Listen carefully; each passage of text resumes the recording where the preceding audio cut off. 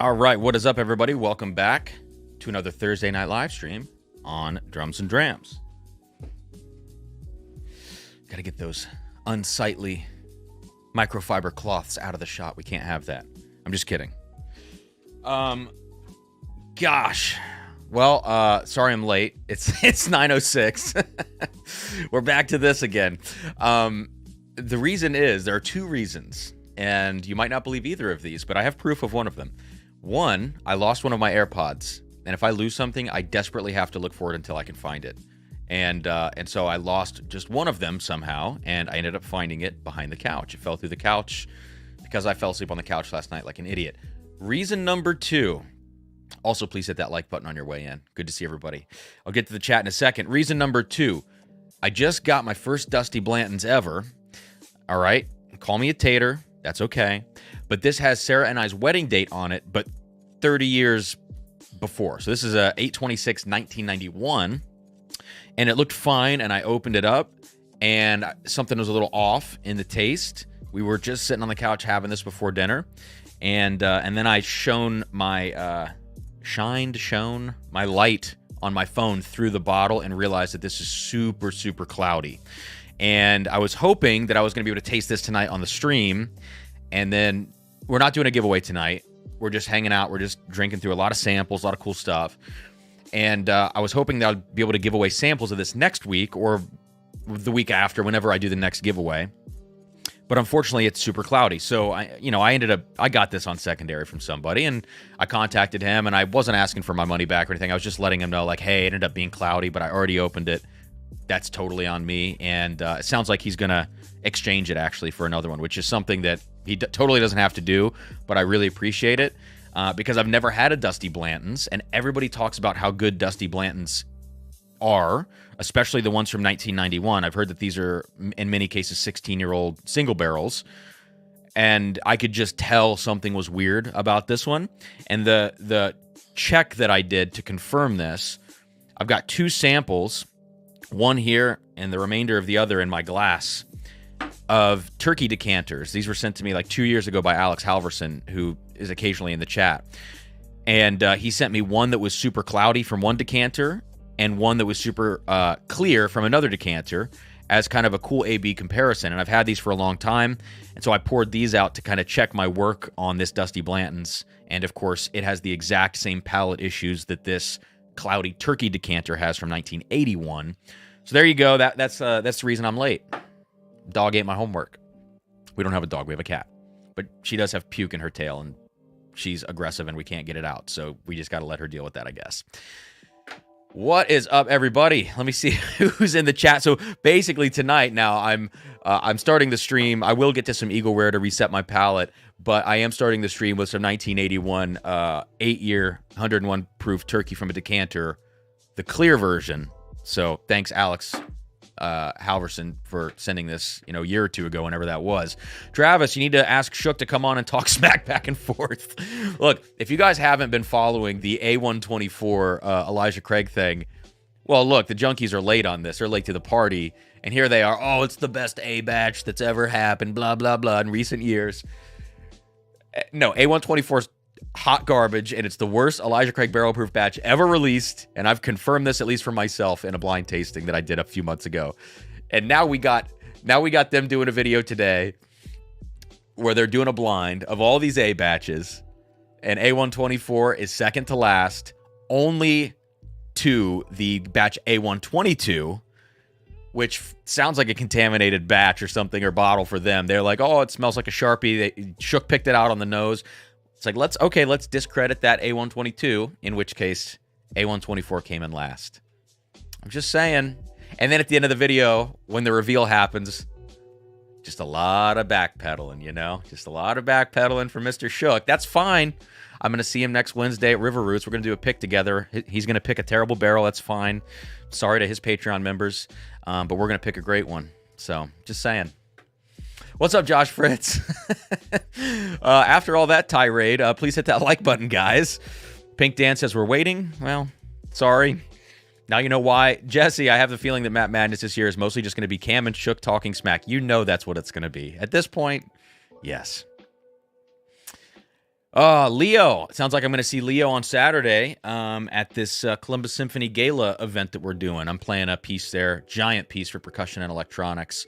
It's the piece that I want to say the last performance video was that piece, actually, the trilogy piece that I did. So if you haven't seen performance number 2, which is a few months old at this point, check that out. But that's what I'm playing tomorrow night, and I think Leo's going to be there, which is cool.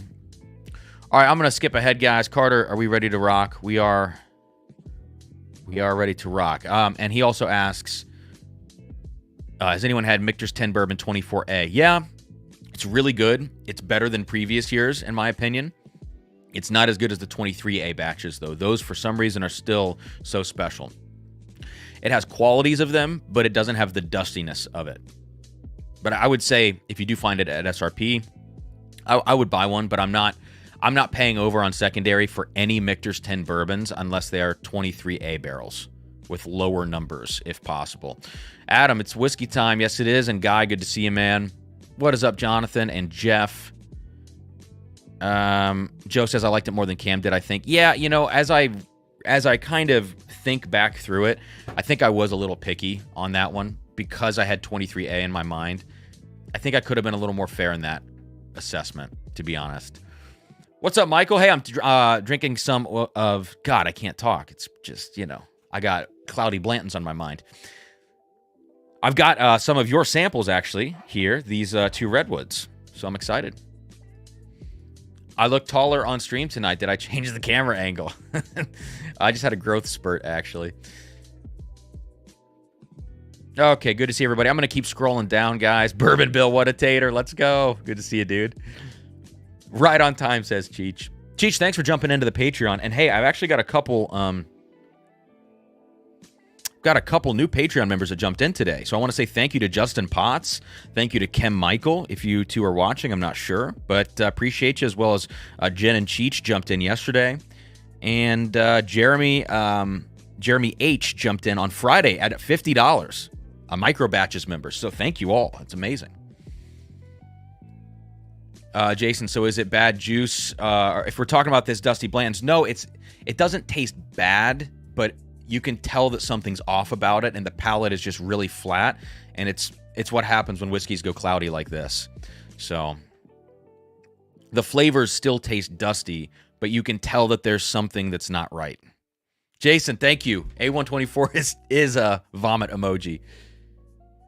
Bourbon Bill, I tell you what, I took all, I mean, of course, I would have to blind all of the batches to figure this out for myself, but I took all of my least favorites, and A124 was the clear last place for me.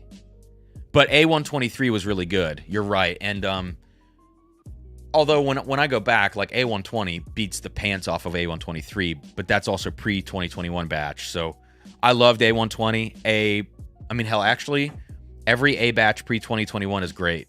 And I don't think, if I'm being honest with you guys, I don't think there is an A batch profile for Elijah Craig. I just don't think so.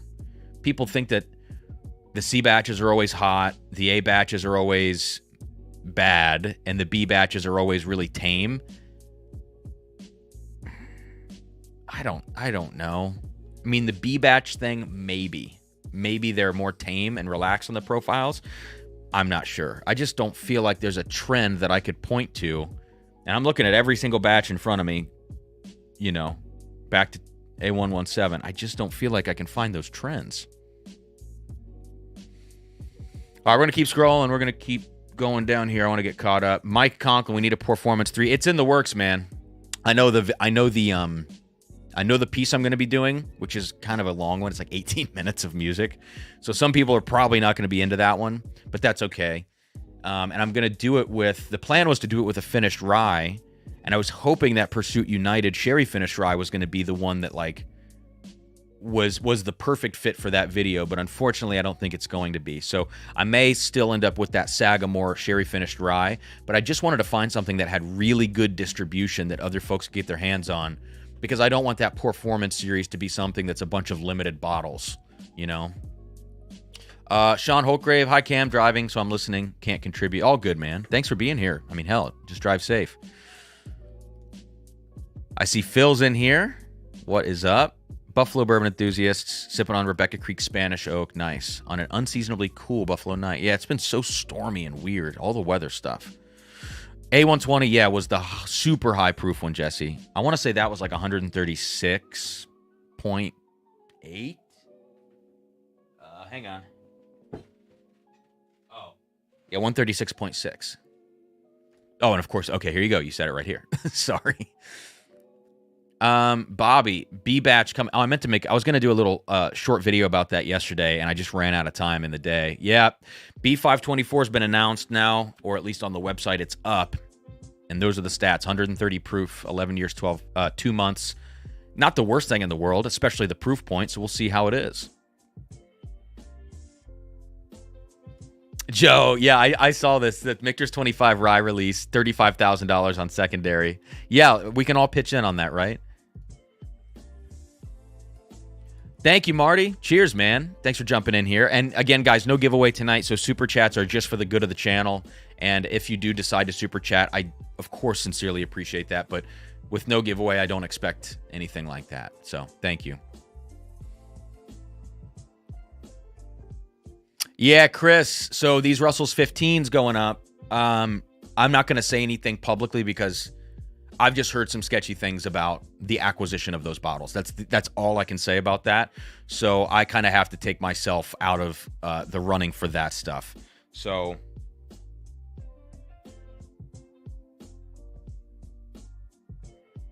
yeah, anyways, I've heard some really sketchy things, and I talked to some people in the industry that have also reiterated those sketchy things. So I think it's definitely in my best interest, and probably everybody else's, that even if you want to pay the money that person or those couple people are asking for those Russell's 15s, which are not out yet, no wholesalers are able to, you're not able to get those right now, if that tells you anything. I think it's in everyone's best interest to not acquire those bottles. Cam, ever had any Frey Ranch? Yes, I have an old bourbon pick, which is only like 2 or 3 years old, I think. And I have the bottled and bond rye, I want to say, still in my basement. They were donated to the channel a few years ago by Paul Graham, which was awesome. He sent this incredible care package. But I thought it was good. It showed a lot of promise, but at the time it was so young, you know. So Jason Zell sipping on a Bourbon Lore Ben Holiday, which is a solid bottle. Not life-changing, but very solid. And the Dettling cast strength single barrel. Okay, guys, so let's get into this. We got Marty with the super chat. I think that's the only one. And then I did get a Venmo super chat, which I've got to shout him out. My goodness. Toshi with a $100 super chat. Thank you, Toshi. Says, LFG, let's freaking go, Cam. Long week. Happy for the stream. Cheers. Cheers to you, buddy. And I'll say that with a little bit of this old school turkey. Cheers, dude. Oh, I'm going to save that final sip for the stream. So let's get into this Eagle Rare. Let's reset the palate. I've been doing a little bit of work in this room, reorganizing things, all of the stuff that you can't see basically on the screen. All of this is the same. floor whiskey, heavily reduced. My table over here, which is going to get converted into this kind of a B-roll shooting area. That's the plan for it. Is almost completely cleared off. And then my mystery sample box is now on the bottom shelf of this sample, setup here, which I can just kind of pull out at any time. And we might get to some of those tonight on this stream as well. So let's talk about what we're going to be tasting this evening. Again, please hit that like button on your way in. So we've got 2 Dettling bottles here, and these both arrived yesterday. The first is what most people are going to be able to find if they can find a Dettling bottle, which is this single barrel cask strength bourbon. Now, there also are some bottled and bond versions. I think they're still single barrels, if I recall, which have orange wax. These have brown wax. But apparently they reserve 1% of like all of their barrels for the gold wax bottles. And I don't know how many of these have been released. I saw on maybe the Dettling Facebook page or Instagram or something that there were 2 of these released recently, somewhat recently. And this is one of those 2. This is 72 months aged. And I believe this is a weeder from what I remember. Guys, again, correct me if I'm wrong. If anybody knows anything about this, it's 54.7% ABV. So we're going to be tasting both of these Dettlings, which are darker than crap. And so many people have been saying good things about Dettling. So that's one of the things we're going to get into. Also, this Dark Arts Blunt Blend. For people that, enjoy a little bit of grass, I am not one of those people. I freak out, can't do it. In my youth, did it a couple times. Bad experiences. It's just not for me. But we have cigar blends that pair with cigars, and this is a blunt blend that is supposed to pair with your favorite, lettuce. So we're going to taste this on its own and see if the whiskey holds up. It is straight rye whiskey, 7 years old, finished in Madeira and Armagnac casks. So there we go. Coming in at 112.8. And then we've got a bunch of samples to get into. Redwood Empire Devil's Tower, which is the high rye bourbon, and Foggy Burl, which is their single malt. We've got the Hard Truth straight bourbon whiskey, barrel strength, 5 years old. And this is kind of timely because last night on Hello Again Whiskey Friends, we were talking about these Hard Truth bourbons. Or maybe we talked about that after the stream. I can't remember exactly when we talked about the bourbon. I've got a little head-to-head to do tonight between 2 Cabernet finished products. One is the High West Prisoner Share 2023, and I believe Brian sent this. I'm sorry that it's taken me till now to get to it, and if someone else sent it and I have that wrong, I don't think I do, but in the event that I do, please let me know. I'm going to search my email right now, actually, to try to confirm this. Yes, it was Brian S. Cool. So I've got the High West Prisoner Share, and it's going to go up against the K-Luke Keenan Cab Reserve, which is a sample that Jesse hooked me up with. I just want to see which of these 2 Cabernet finished products are better. And after that, we might do some mystery samples, or if there are people out there that have sent some samples my way that I haven't gotten to yet on a stream. I just reorganized everything, so I should have a decent idea of where they are in the room. So you can let me know if there's something that I should taste tonight that I haven't tasted already. So there we go. Paul P. Cam, being a tater, I should know this, but is Blanton's chill filtered? If not, isn't it normal for cloudiness? I'm actually not entirely sure if Blanton's is chill filtered. I think the guy that I got the dusty one from said that it was non-chill filtered, and I know that when things get cold, they can get cloudy. This is more than that, though. I mean, I've seen cloudy non-chill filtered whiskey. This is, let me see if you can actually tell on camera. I'll shine my light through this. Let's see if you can kind of get a read on that. I mean, if you see this versus, here's a modern day Blanton's with some light. You can actually kind of see through some of the particles in there. There are particles floating in this Blanton's, but it's still somewhat transparent. This one is just like, it's basically opaque. Or let's say translucent. Let's call it translucent. All right. Oh, yeah. So, Travis, you said you were looking out for these gold tops. And then, of course, one pops up on secondary. And here I am. I overpaid for it. But I was so curious because I knew I had this thing coming that I thought it would be a cool comparison. We're not going to start with the Dettlings because that's going to just probably blow my palate out considering how dark they look. So what we're going to start with tonight, we're going to start with some of the Redwood Empire stuff. I think that's going to be the best place to go first. And I'll try to get some stats pulled up. Or if Michael's in here and can provide those in the chat or anybody else, let me know like just the stats on Foggy Burl and Devil's Tower while I get these poured out. And let me know if you've tried these before, you know. So we've got on your left is going to be Devil's Tower. And on your right is going to be Foggy Burl. Okay. That was kind of a heavy pour, but that's okay. What's up, JG? Whiskey cheers, man. Yeah, Jonathan, I think it's just, yeah, long-term exposure to oxygen, basically, I think is what causes that pretty intense cloudiness. Which, I mean, did that come through on camera at all? I'm curious. Josh Fritz, ballpark, I paid $4.75 for this, which is, again, not cheap, but Dusty Blanton's drinkers usually go between like $350 to $500. And then once you get back into the super early years, like the mid-'80s, when it was first starting to be bottled, those are in the 4 digits easily because it's like the first run of Blanton's, basically. All right, so let's start now with Devil's Tower. Derek says definitely came through. It's pretty evident difference. Derek, are you going to be at Pours in the Park this year, man? I still have all these damn bottles for you.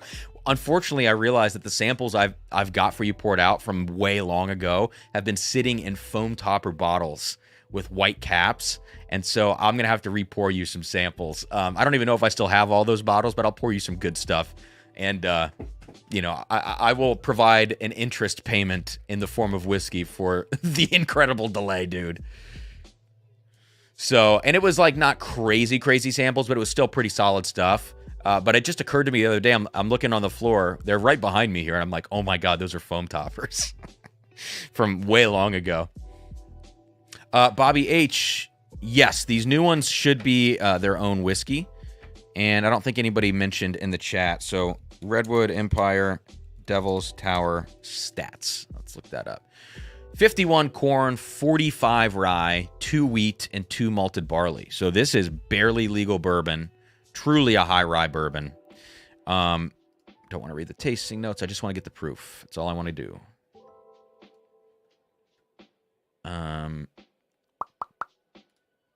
Let's see. Can I just get a quick answer, please, Google? Proof 99. Okay. So here we go. Devil's Tower on the nose.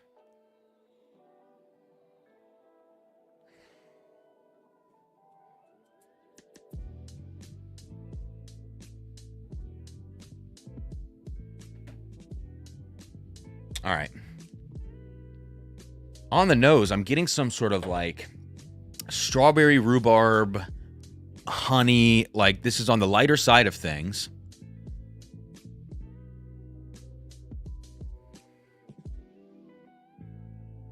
Yeah, it's why is that that's the first thing that is coming to mind. This like kind of, am I crazy? Yeah, strawberry rhubarb, which is not something I've had recently at all. But that's what comes to mind. A little bit of a like a lemon tart note, and like I said, a lot of honey. And you can definitely smell grain notes in here, but while it does sit on the lighter side of things, it's not coming across as offensively young on the nose, which is nice considering it's only 5 years old. I do like the nose of that. I do like the nose. Let's go to the Foggy Burl before we get that Devil's Tower on the palate. So Foggy Burl is going to be American single malt. And here Michael said 47%, 4 years, new oak, toasted in char 3. Okay. Ooh, yeah, that is that is single malt. And I'm not a hater on American single malt. I do probably prefer Scotch, to be honest. This has a almost like, not waffle cone. It's almost like a chocolate waffle cone. Does that exist? Like a chocolate Does that make sense? It's got the texture and kind of, yeah, granular texture thing of a waffle cone, but in chocolate form. Huh. Some sort of Girl Scout cookies coming to mind, too, on this. I don't know all my Girl Scout cookies. Tagalongs? Is that what? Let me see. Tagalong. Tagalong cookie. No, it's not a tagalong. Okay, here. Girl Scouts at USA, meet the cookies. It would be Samoas, maybe? I think it's kind of like a Samoa. Not a Thin Mint, no. I think Samoa is where I'm going. It's called Caramel Delights / Samoas. I think. Yeah, that looks about right. That's what I'm getting on this Foggy Burl. JG, a chocolate waffle cone should exist if one doesn't. Yeah, it sounds like it exists, right?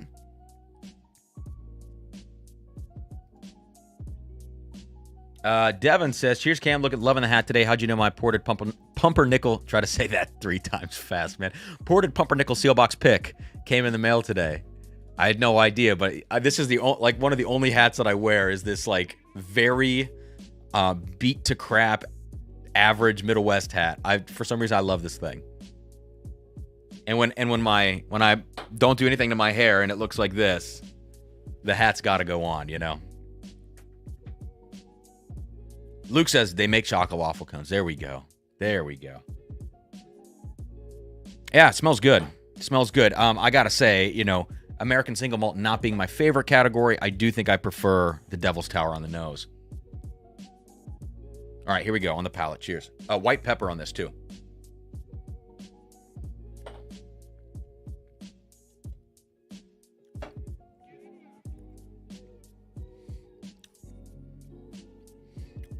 Oh, interesting. There's something very tart on that Devil's Tower. What is that?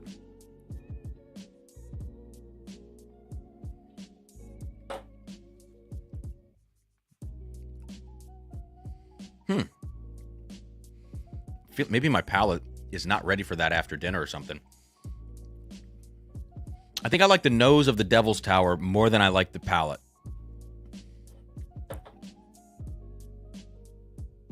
Yeah, I think so. All right, I'm gonna go to the Foggy Burl. Let's get this on the palate. Maybe I need to have a couple sips to get, you know, everything acclimated and ready to go.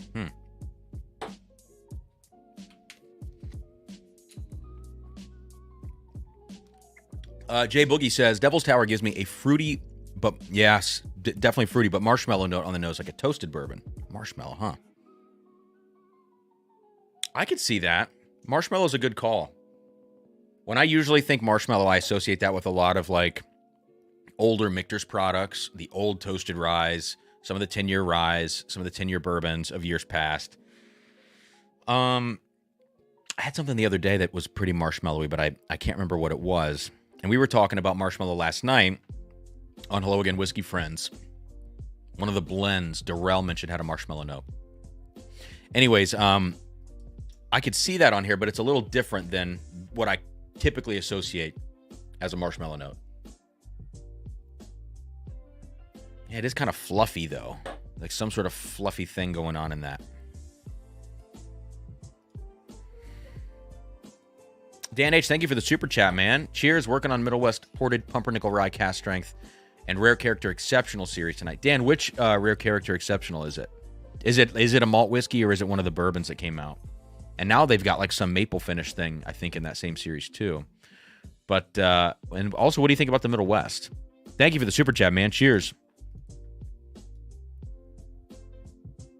Okay. On the Foggy Burl, the last thing I want to call out on the nose is, yeah, we said chocolate waffle cone. I said, you know, Samoa cookie, Girl Scout cookie, whatever. But there's also something a little bit bitter. Almost like this, there's almost like an acetone note to this. And there is something a little bit bitter for me on the nose. So, anyways, here we go.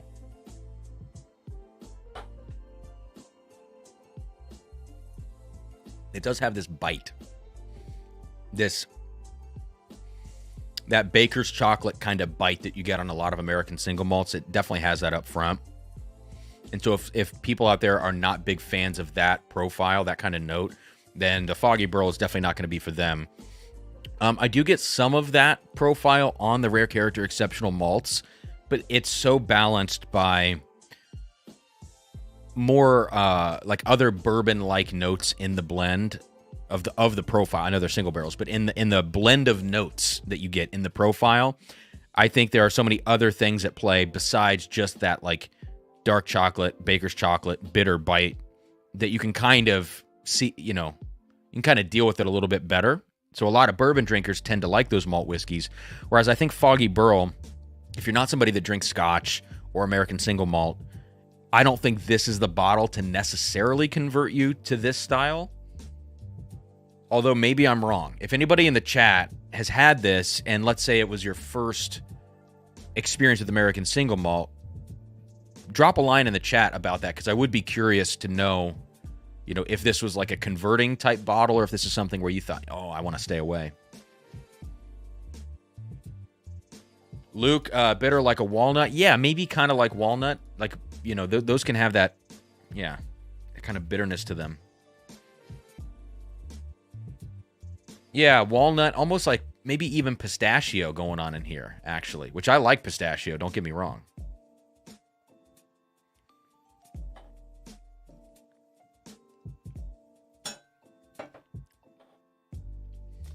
But I think the primary note in that is just a baker's chocolate note.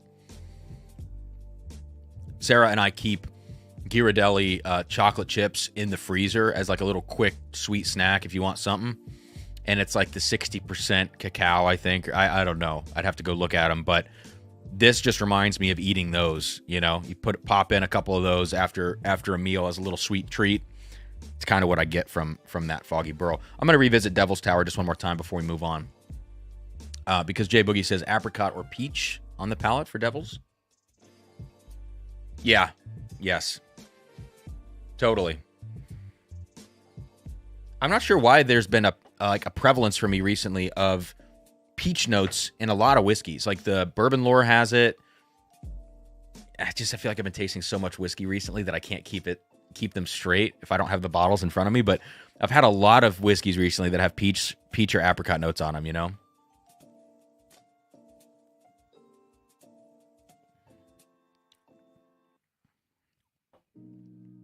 Yeah, I think Devil's Tower on the palate comes off a little bit younger than it does for me on the nose. I really, really like the nose.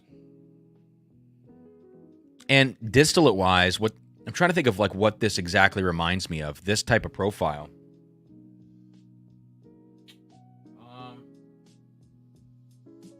I don't know. It shows a lot of promise, though. I think as this stuff ages, it's going to be very cool to check in on it at different ages, because on the nose, there's this kind of like musty, damp oak note that a 5-year-old bourbon in my mind really shouldn't have. And it's showing more age on the nose than it does on the palate. But to show this much age on a 5-year product with that musty oak note, I think is a good thing. And so I think once this hits 8 or 9 years, it could be some really special whiskey, I feel like. So, and a lot of folks ask, like, how do I, why do I feel comfortable making that kind of a judgment by saying like, oh, give it this many more years, or, I think there's a lot of, hope for this distillate. It's a guessing game at the end of the day, but it's just based on my experience of tasting, let's say, Heaven Hill products at 5 years, 7 years, 9 years, 12 years old, this distillery, same process. Eventually you kind of build a roadmap in your head of what young distillate ends up being like at certain ages. There's a lot of factors that you can never account for. Barrel location, rick houses and what their profiles are, and terroir, all that. But I think you can get a general idea to be able to at least approach a judgment like that with a reasonable, educated guess, let's say. That's Michael. Ghirardelli Square is about 50 miles south of Redwood Empire Distillery. Terroir. It's in the air. It's just in the air. Wayne Arnold, we have mini black walnut trees, and their fresh, early picked walnuts have an off bitterness. Yeah. Phil, not an American single malt fan for the most part. Love the cast strength Balcones. Oh, great call. Jeb, I'm not sure if you're in here tonight.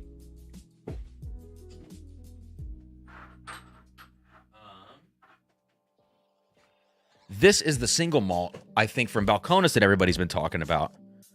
Cataleja. I don't think you would pronounce the J, right? Cataleja. I don't know what that means. And I took many years of Spanish, but I don't know what this word means. Is it just a word that they made up? Oh, it's a loose translation of the English word spyglass. Oh, okay. So, I want to get into this. It's a sample that's been staring at me. And a lot of people have been saying good things about this. And usually a lot of people don't have good things to say about Balcones. So I'm going to pour the Devil's Tower back, clear this glass, and then I'll be able to do a comparison between the Balcones and the Foggy Burl.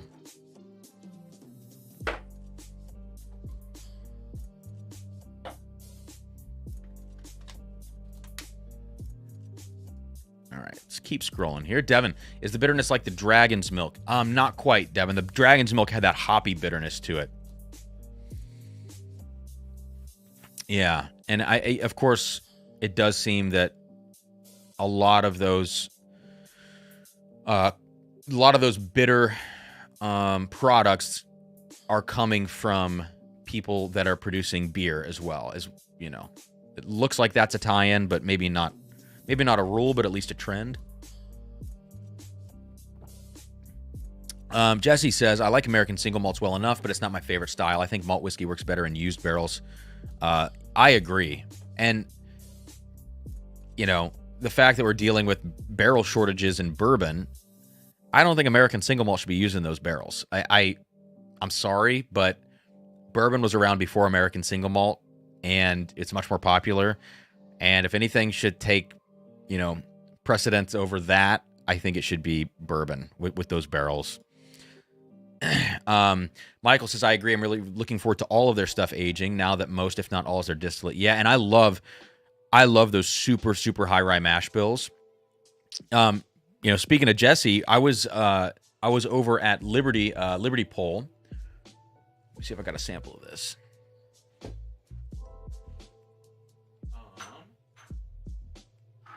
be hard to find.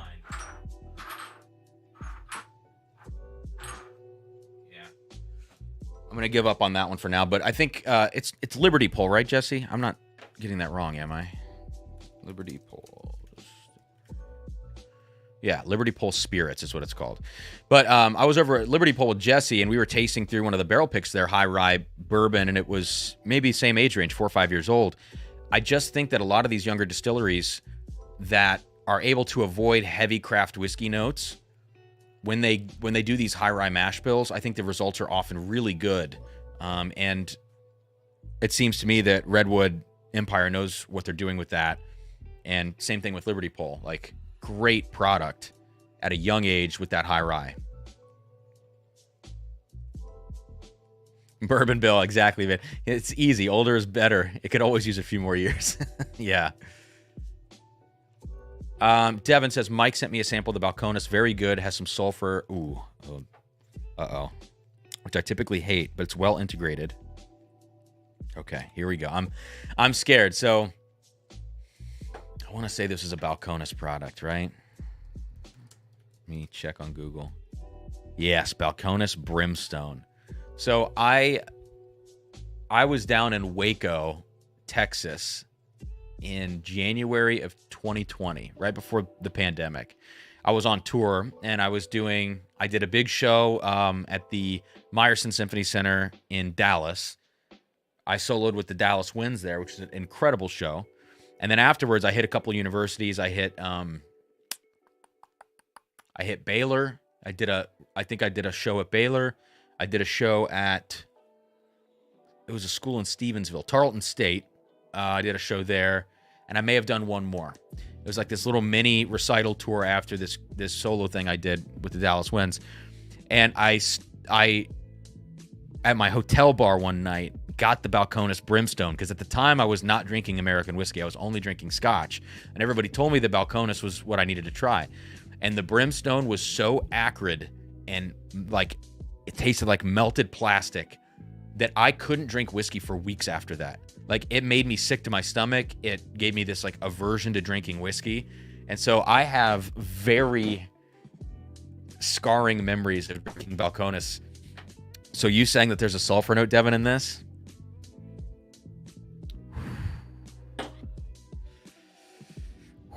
I don't know about that. Travis, who is actually out there using used barrels and single malts in America the right way? I don't know. I really don't know. The Cataleja is all refill oak and refill casks and ex-sherry, so no new oak. Okay. Brimstone, yeah, Paul, I couldn't drink that stuff. I thought it was... If I had to think of the worst whiskey I've ever tried, I think it would probably be the Brimstone. Yeah. Okay. So here we go. Cataleja is 118 proof or 59% ABV. And it's heavy sulfur on the nose. Heavy, heavy sulfur. When you get sulfur like this, it's like you didn't... 9 times out of 10, it's just mismanagement of sherry casks, you know? If this is ex-sherry that they're dealing with, it's just bad casks, you know? In my opinion, because I'm just not into this sulfur note.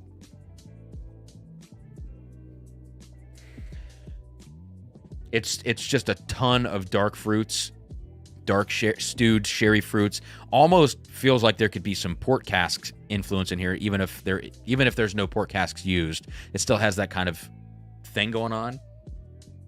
Reminds me a little bit of the Seal Box, not the Seal Box, the River Roots port finish bourbons that they did, those really high proof ones.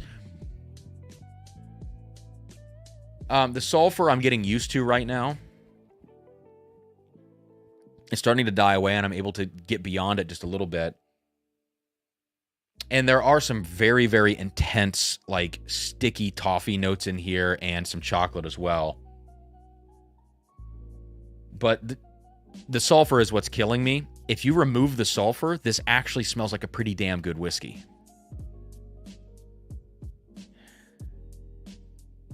Yeah, like, I actually think, when I think Balcones, I think Texas whiskey, mesquite barbecue, funky, over-oaked, whatever. Everything about this whiskey is pretty freaking good except for the sulfur note. Nick, what's up, Cam? Just checking in after that Cavs W. Nice, man. I don't follow basketball, but, you know, that's okay. That's okay. Oh, speaking of basketball, it made me think of the Pelicans, and I was watching the Pelicans game with Branford Marsalis when we did that gig a few weeks ago. I sent Branford a bottle of the River Roots pick with the aged in ore Drums and Drams glass, and he got it today, and he sent the text my way earlier, and he was stoked about it. So that was kind of a cool thing. All right.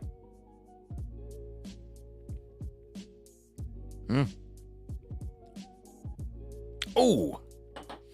Nope. Nope. It was so good up front. Oh. No, bitter. Oh, my God. We were just talking about that hoppy thing. Ooh. It's making me sick to my stomach. Ooh. It tastes like those Charbet barrels that I tried. It tastes like that New Holland stuff that Devin sent. That hoppy, kind of rank bitterness. Very, very vegetal and just soapy. No. God, it lingers too. I'm out. I can't do it. God, this whiskey had so much promise to me. Besides the sulfur note, then you get it on the palate. Before you swallow, you just rinsing this thing around. Tastes great. And then that bitterness just gets you. Oh. Whew. That will wake you up. This glass is not getting reused. We are done with that one. Man. What's up, David Jennings? Good to see you, man. Yeah, so Balcones Cataleja is not my jam, I guess.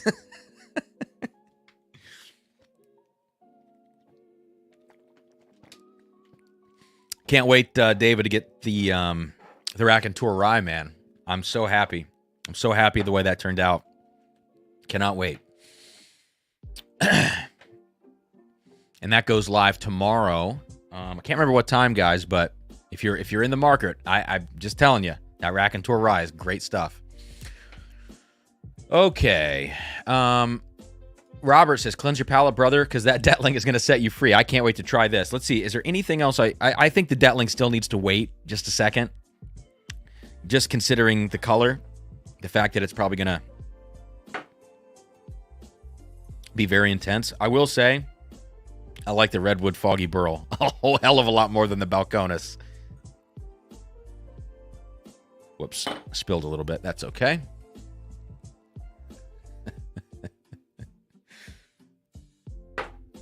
Jeez Louise.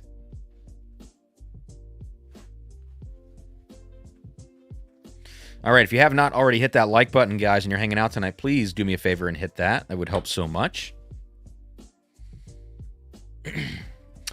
Cam, for single malt, you said you lean more towards Scotch. Have you had single malt from Virginia Distilling? That's one that I've not had, actually.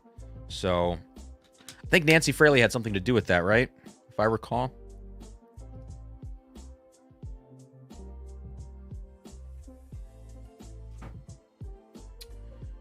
Okay, you know what we're going to do next?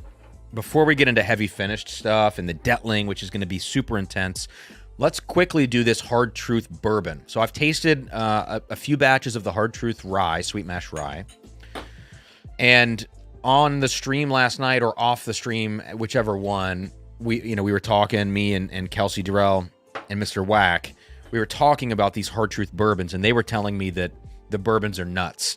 So I have this sample here from Joe Dickinson, and this is a 5-year, 112.4 proof barrel strength sweet mash bourbon from Hard Truth. It doesn't say wheated.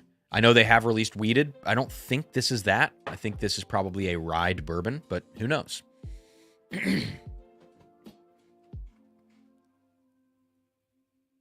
Man, that smells good.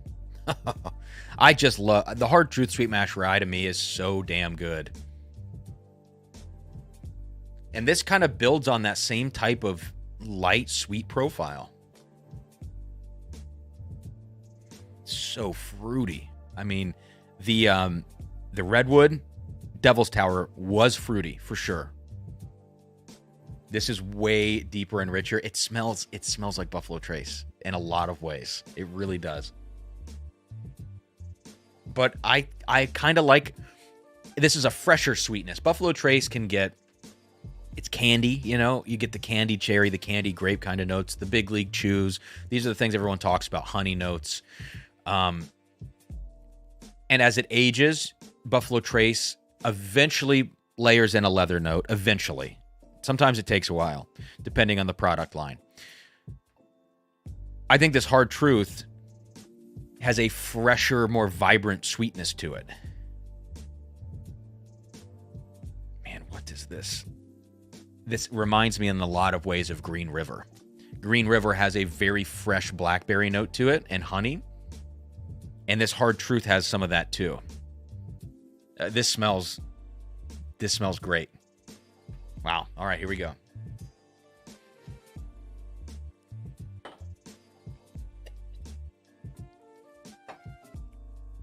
Oh, yeah. Oh, jeez. If I got this in a blind, I would say this is Green River. That is so... But... all right, I guess I got to pull that. Hang on.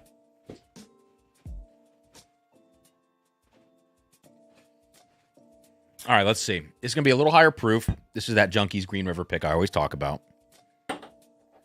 I guess we'll give them credit where credit's due. Dan shook. I love the back and forth with Dan. I really do. And I'm never going to go after Sean. Never. The enemy of my enemy is my friend, you know? But I love going back and forth with Dan. It's so fun. Okay, so the Green River is darker, 119 proof. You'd expect, you know, maybe a little darker. And it's 7 years old, and this Hard Truth is 5 years. It's very similar. There's a lot of commonality.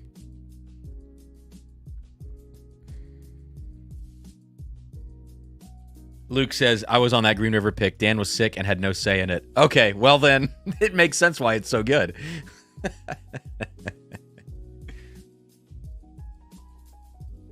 Let's see. The Virginia Distilling website does give credit to Nancy as a mentor that helped him get started. Awesome. Yeah. Devin, what are you talking about? Which ryes are you talking about here? Their rye seem young, sharp, and grainy to me. Gave samples to a bunch of people, and no one has liked the samples. Are you talking about Hard Truth? Because I tell you, I had the first I've had the first, the fifth, and one other batch of the sweet mash rye. And the first batch was my favorite. I actually thought that was the best one so far.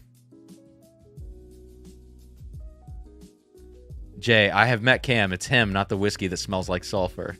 You shut your mouth, Jay. Oh, Devin, mine's one. Then Devin, this is one thing we're going to disagree on then, because I love. It's right here. Batch 1 sweet mash rye. I think it's delightful. It's, yeah, I don't know. I love that stuff.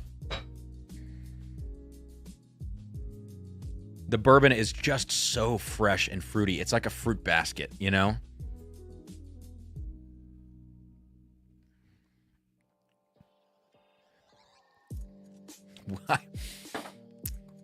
If I had a choice of somewhere to go and pick a single barrel right now, it would be Hard Truth. I have got to contact these guys and see if they'd be into that.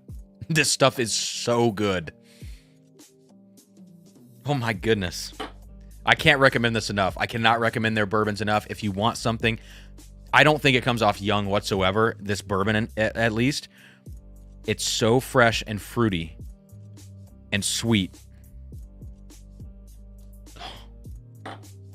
You guys got to check this out. Wow. All right. So that's, to me, that's a highlight of the night so far.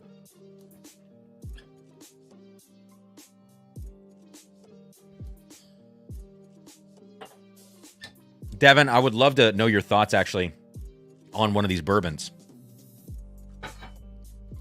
I'd be curious to know if you find the bourbon to be the same way. There are similarities to the profiles for me. The bourbon feels a lot more filled out than the sweet mash rye. Joe says, Cam, I can probably make that happen. Oh, man, if you have a relationship, Joe, with those guys, that would be awesome. If we could make something, if we could have a little introduction, that always helps, you know, as opposed to a cold call. Yeah, Devin, just give it a try, man. I mean, you know, I'm not trying to pressure you into liking it, but I find it to be like drinking a Buffalo Trace Mash Bill 2 product with tweaks, you know, with adjustments to it. Even though it's a rye, to me it feels so honey sweet, and it has similar notes.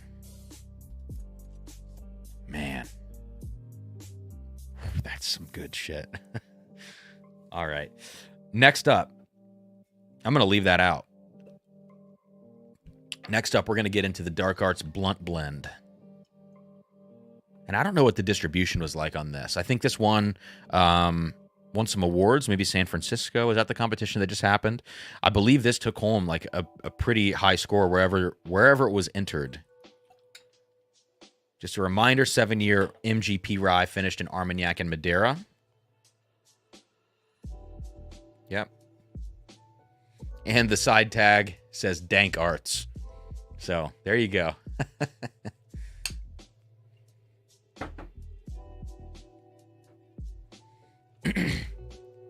Chris, hey all. Hope everyone had a great day. Cam, looking forward to coming to River Roots with Dan and Sean and hanging with you all next week. Yeah, man, it's going to be so fun. River Roots is such a great time. Those guys are great. The barbecue that we're going to get afterwards at Mabel's is great. It's just going to be really fun. So I can't wait to hang out, man. Oh, Joe says, friend was first salesperson. I will message you. Sweet. Okay.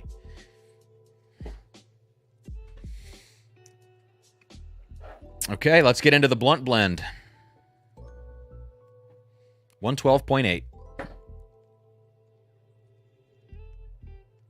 So floral. I mean, so floral on the nose. And I can absolutely see why this would pair well with a blunt. It does make sense. Wow. It has a little bit like this is not a knock on the whiskey. It's just what it reminds me of. It reminds me a little bit of like a dryer sheet. It has like this dryer sheet kind of, yeah, it just kind of smelled like a fresh dryer sheet that's not been thrown in the dryer yet. Yeah, almost this like fresh linen smell with super bright floral notes, super bright fruitiness. I feel like I'm outside and I'm surrounded by flowers and fresh fruit and some like, you know, it's actually kind of like giving me an image in my head of a setting this whiskey is. And so to that point, it feels like there's a lot going on with the finishing barrels. But it's not in any way, in my opinion, overfinished. They're super present, but I think it's exactly right for what this whiskey is going for in terms of style. I'm not just talking about what you pair it with. I'm just talking finished rye, bright floral type profile. On the nose, this absolutely just nails it. It just nails it. Kind of funny talking about never mind, it doesn't matter. Dryer sheet, you know.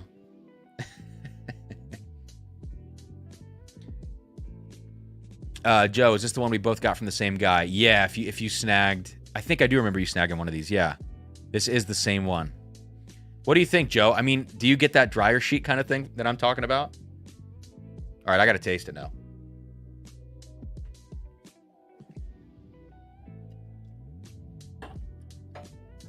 Wow. Very, very herbal, rye forward. There's some dill in here for sure.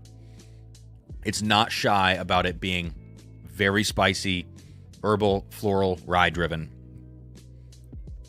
Grassy too. There's actually quite a bit of a grass note on here. Ironically. It makes sense. Look, this makes sense to me. As a pairing, this completely makes sense. In some ways, this is like a different version of barrel seagrass, where barrel seagrass, I don't mean in terms of how it tastes, but the idea that barrel seagrass is very much a whiskey that has a distinct personality to it. I mean, when I smell seagrass, I think I'm on the beach. When I smell this, I think I'm surrounded, you know, by a lot of flowers and fresh fruit, and I'm outside and stuff like that. So they each have their kind of setting for me. That said, this is not a whiskey that I would go back to every day. This is not a daily drinker kind of whiskey. And because it is designed to be paired with something else, just as cigar blends are as well, I feel like that's okay, that it's more of a, you know, a whiskey that has a certain place and it's more specific in what it does. So I think this is really good stuff. To achieve this profile too is impressive with the Armagnac and the Madeira finishes. Wow. How many blunts out of 5 would you give it? Well, you know, I would be a poser if I rated it on that scale, because I don't do that. But I'm just saying, having done that in the past, I can completely see why this makes sense. Completely. I think, to me, this is a great whiskey. Yeah, exactly. Dan, that's what I'm saying. Dryer sheets and weed remind me of college when we use them to hide the smell. Exactly.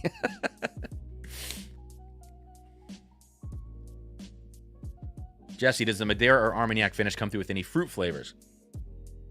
Yeah, but I can't actually pick out which one is more prevalent, because it's so on the nose. Let's say in particular, the nose is so balanced between base whiskey and the finishes that it would be hard to pick it apart.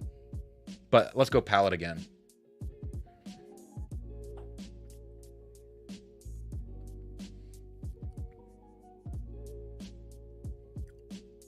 I don't know. I think the Madeira actually might be taking like center stage on this. The Armagnac feels like it's contributing, and this is all a guessing game at this point. The Armagnac feels like it's contributing something a little bit more in the background, maybe like more of a fruit base to the profile. And the Madeira is adding some punch to it, but I could be wrong about that. Very grassy on the finish, which, again, I don't like that so much. But considering what this whiskey's for, I think that's fine. So, there you go.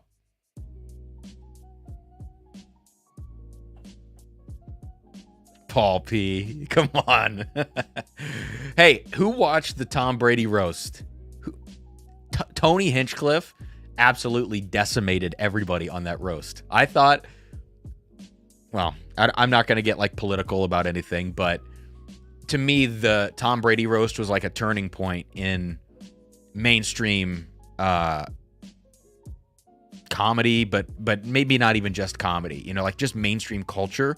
It felt like that roast, things that were said, words that were used that have been like off limits for the last, 5 to 8 years. It did feel like kind of a turning point. And I kind of like the fact that, some of the comedians that were featured and stuff are people that may not have been featured on something like that 2 or 3 years ago. I did like that, but I thought it was amazing. It was so damn funny. Yeah, Jesse, the grassy flavors don't agree with me so much on this, but again, for the purpose, I think it's fine. Clay, have you had any more of the 40-year Armagnac? Finally received another 40-year Armagnac I bought in March. Going to do a side-by-side. I haven't had any more recently. The oh hell nah joke was so good. Clay, I could pull that out in a little bit, maybe. We'll see where the night goes. I want to keep moving. So do I recommend this? Yes, just know that what you're getting, in my mind, is the equivalent idea with a different, it's like the same type of idea but a different theme than as like the barrel seagrass is what I'm trying to say. So if you're somebody that thinks that that's way overdone and you would never want to get into that, this is kind of the same thing for me. Let me know in the chat, the guys that have tried this blunt blend, if you would agree with that assessment or if you think I'm going a little too far by saying that. I don't know. All right.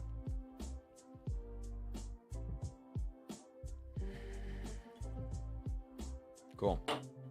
I think now it is probably time to get into the Dettlings. So let's get some fresh glasses for these. Yeah.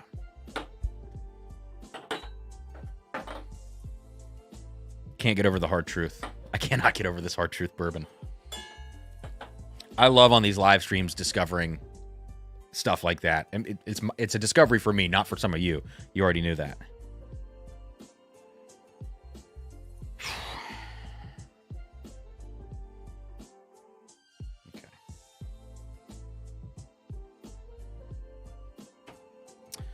So on your left is going to be the kind of more standard cask strength bourbon.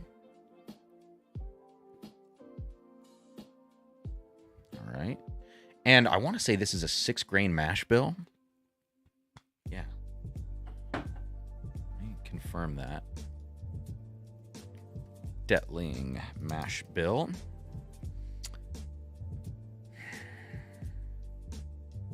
Oh, wow. Corn, rye, barley, wheat, oats, and rice.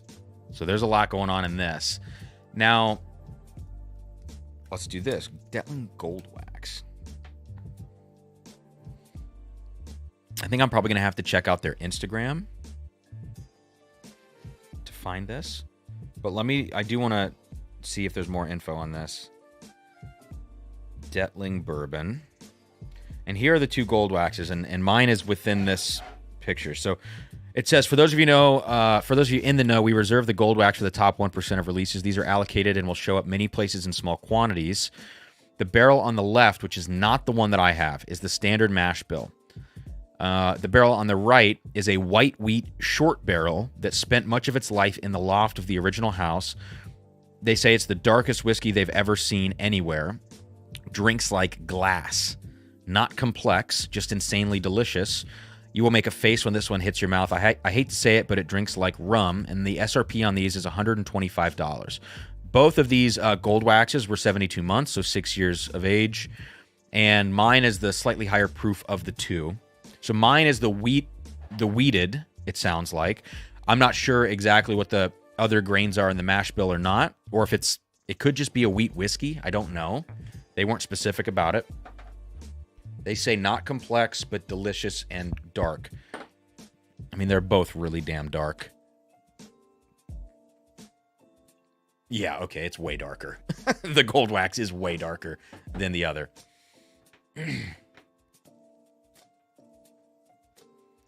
Nick, I just don't go back to barrel seagrass. Like, I got rid of my seagrass because I would drink it once a year at most on the right occasion of being, you know, if you're outside or you're feeling like something real summery. So I like what they did with it, and I think it's a very specific profile. And for some people, it might be their daily drinker if they're somebody that likes, you know, like, let's face it, if it would probably be somebody that doesn't like really old Heaven Hill bourbon. It would be somebody that wants something a little fruitier and brighter and less offensive, let's say, to the palate, or less tannic. But no, I don't dislike it, though. Robert Fernandez, thank you for the $5 super chat, man. Appreciate it. So let's start with the cask strength bourbon 6-grain mash, 58.6%, which is a lot lower ABV than one would expect when you see this color. I mean, that looks really dark on camera. It looks even darker than it is in person. 55 months. So we got 4 years, 7 months here. 58.6. Here we go.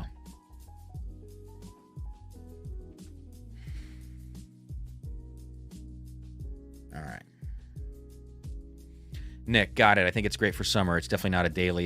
You can't pull this off, can you? Wow, you did. Won't drink often, but props. Yeah, that's exactly what it was for me, but I couldn't justify keeping it around necessarily. Jeremy, thanks for jumping in, man, and thank you for jumping into the Patreon. That's awesome.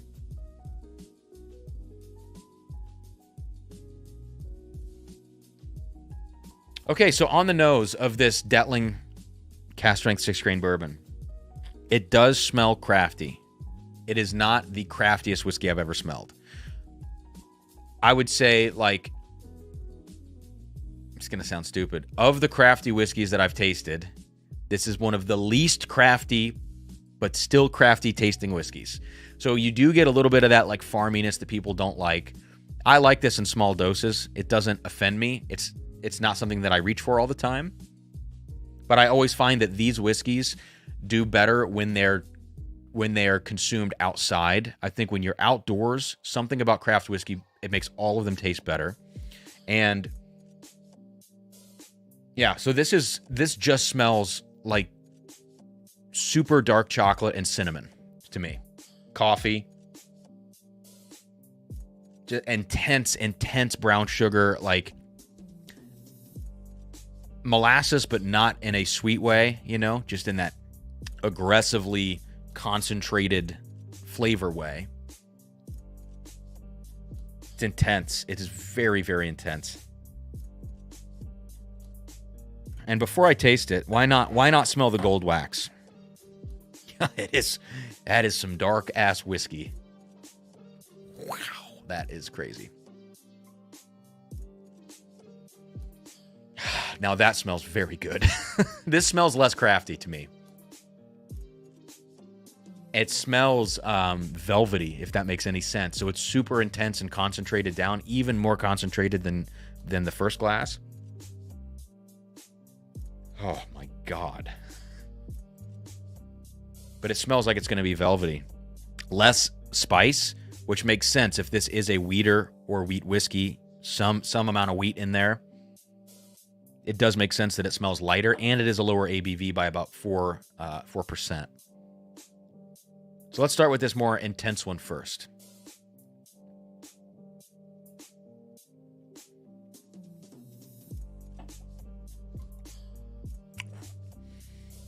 Wow. Okay. It smells like a chocolate-covered tastes like a chocolate-covered coffee bean. Tons of coffee on this. Like chocolate malt notes, if you're into that. Wow, I really like the palate on this because it tastes like coffee. I'm a big coffee drinker. Not a nerd about coffee, but I am a big coffee drinker at least. Wow, that tastes very good. And after one sip, you go back to the nose, and once you're kind of accustomed to the craftiness, I get a lot less of it on the nose.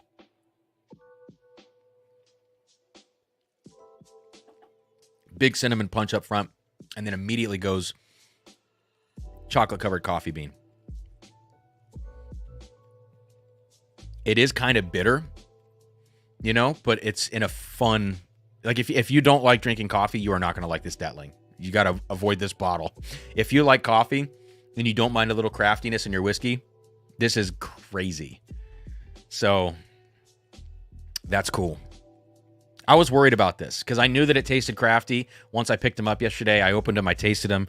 I was worried about these whiskeys and what I was going to think about them when I actually sat down with them to talk about it like we are now. So the other thing is, are there any fruit notes at all left in this because of how dark and, you know, extracted basically the wood is? It just feels like there's so much impact from the barrel. I don't really find a lot of fruit in here. You could convince me that there's some dark dried fruits in the background of it on the nose, but everything else takes over so much that it's not something that I focus on or think about. Same thing on the palate, you know. Maybe some raisin notes. I would be able to find some in there, but it's not my first thought. Still, damn. All right, onto this, you know, weeder or whatever it is. It's about how many more months in the barrel? 17 more months, which in Dettling time is a significant amount of time in their barrels. This smells like, kind of smells like 13th Colony Double Oaked a little bit.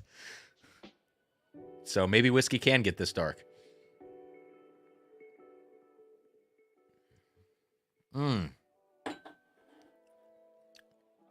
Oh, Jesus. That is so soft on the palate. That's crazy that a whiskey this dark is so soft.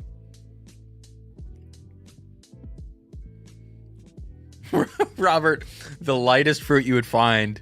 Oh, the very lightest fruit that you would find in an Italian espresso? Are you saying that the lightest fruit would be an Italian espresso? Because I thought that's what you're saying, and that would be a hilarious thing to say. Anthony, look, the Russell's 15 thing is a little sketchy. It sounds like the acquisition of those bottles may have been sketchy, and it makes me worried about it. Okay, back to this gold top craziness. What in the hell? I am like, I do not mind whatsoever the fact that this has some craftiness going on. I just don't.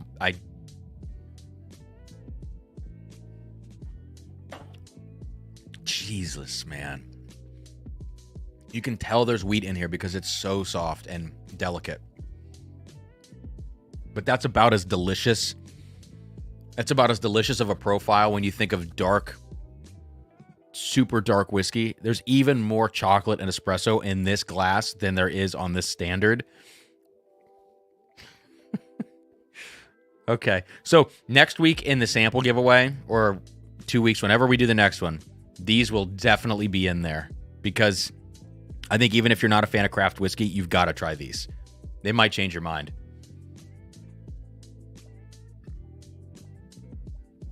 Nick, do they sell this Dettling online anywhere? I've never seen it. I don't know. My buddy was at Party Source the other day, and I saw a picture of him with one of these in his cart.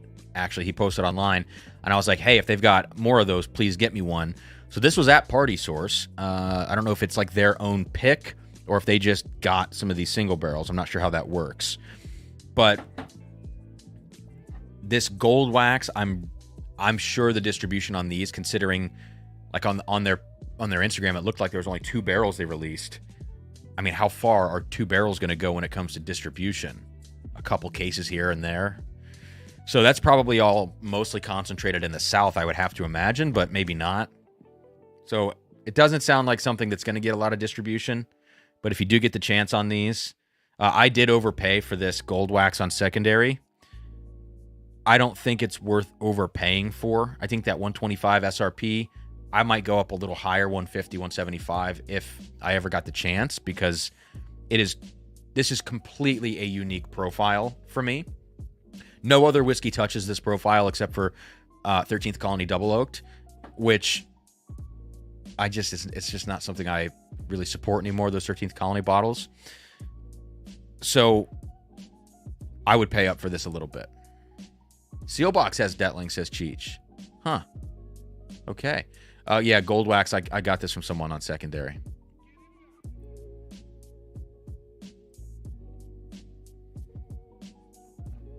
Wow.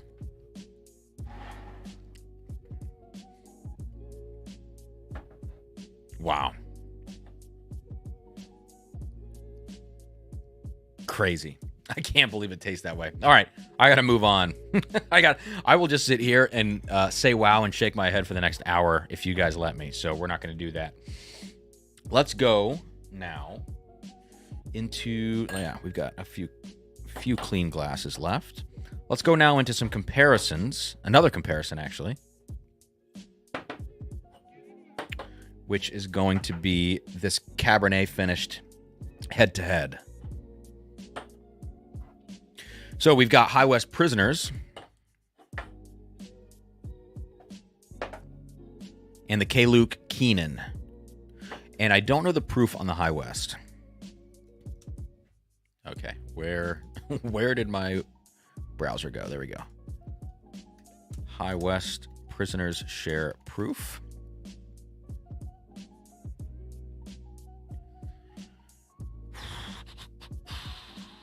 Uh, 102 proof. So this is going to be lower by quite a bit than the K-Luke. I didn't realize that when I thought about doing this comparison, but that's okay. So K-Luke Keenan Cab Reserve. I've already talked about how I really like this bottle. It's extremely overfinished, but oh man, this is a foam topper. Brian, if you're in here, man, I hope this whiskey's okay, because there's some corrosion on it already. Let me smell it. I think it's okay.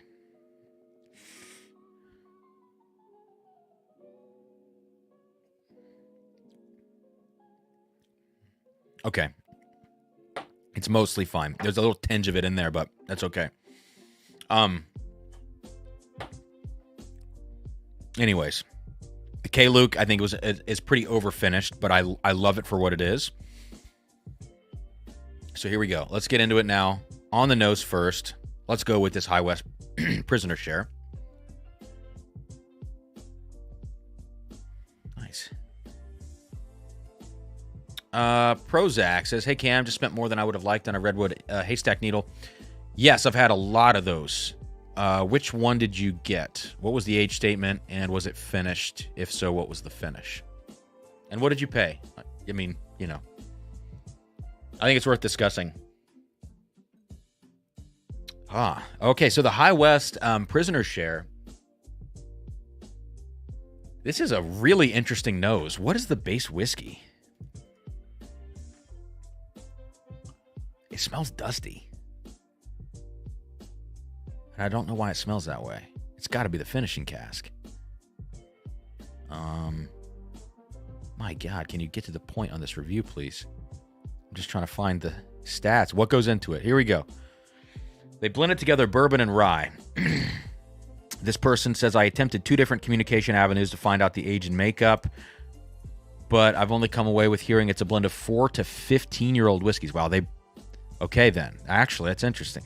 This means my theory that the prisoner starts out as Burai isn't true. That would have been... I guess that would have been kind of cool. And it says...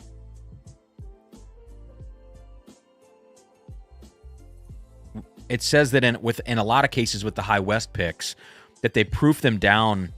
They proof the whiskey down to 100 before they add it into finishing barrels. And so this reviewer is assuming that that's the same case here, which is why this ended up at 104 proof, or 102 proof rather. I don't know. I mean, that's conjecture, but maybe that's true. But at the end of the day, it's a blend of bourbon and rye, 4 to 15 years old. It sounds like. Secondary on this Prisoner share was like a lot of money. I want to say this was $350. Maybe that's wrong. I don't know. Prozac, I got the 14-year Cabernet for $240. Look, you could do a lot worse. I've had the apple brandy. I've had unfinished 15 years. I've had port and Cabernet 12 and 14 years each. I tend to prefer some of the port single barrels that are less finished, where the port really complements the base MGP. Those have been my favorite so far. But the Cabernets are, it just depends on the pick you get, you know, how over finished they are, which I think is more common than them being more balanced with the finish. I think typically they're kind of heavy-handed across the board, port and cab, but the apple brandy was really good. To me, it wasn't special, but it was really, really good whiskey. But like, whereas like the Bardstown Bourbon Company apple brandy finish, which was 11-year MGP, that was like special. It wasn't just good. So the High West, to me, it's very, very juicy, like juicy cranberry, kind of like sweet cranberry notes. Yeah, like blood orange, cranberry, very Thanksgiving, you know? So this is Cabernet finish. So from that, you could expect some tannin, you could expect blackberry, you could expect, you know, currant notes, this kind of thing, if you're just thinking of Cabernet and what that would contribute. To me, this feels like it's on the juicier side. It's not super tannic on the nose. The finish is there, it's obvious. Pretty balanced, good brown sugar note to this, actually. And something in the background, it's kind of earthy, mossy, you know, damp earth kind of notes, forest floor if you want to go Cabernet. And there's something in the background of this that's dusty, which I think is cool. So on to the Keenan Reserve now on the nose. This is actually very sweet, even sweeter. I thought the High West was pretty sweet. It doesn't hold a candle to this Keenan, which almost smells, in comparison, a little artificially sweet. The Keenan has a ton of vanilla notes on it, like vanilla icing. And like some kind of like condensed strawberry type note.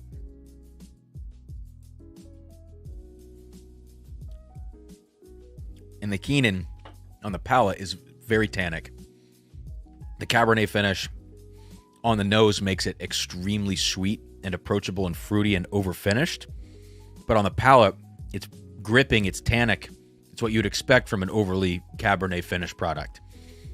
So I don't know that I like the duality here with the nose to the palate. I don't like that it's kind of so different on the Keenan. But I like them both in their own ways. I just wish that I could find a version of that Keenan that smells the way it tastes, and then another version that tastes the way it smells, you know? That would be cool. Now on to the High West on the palate.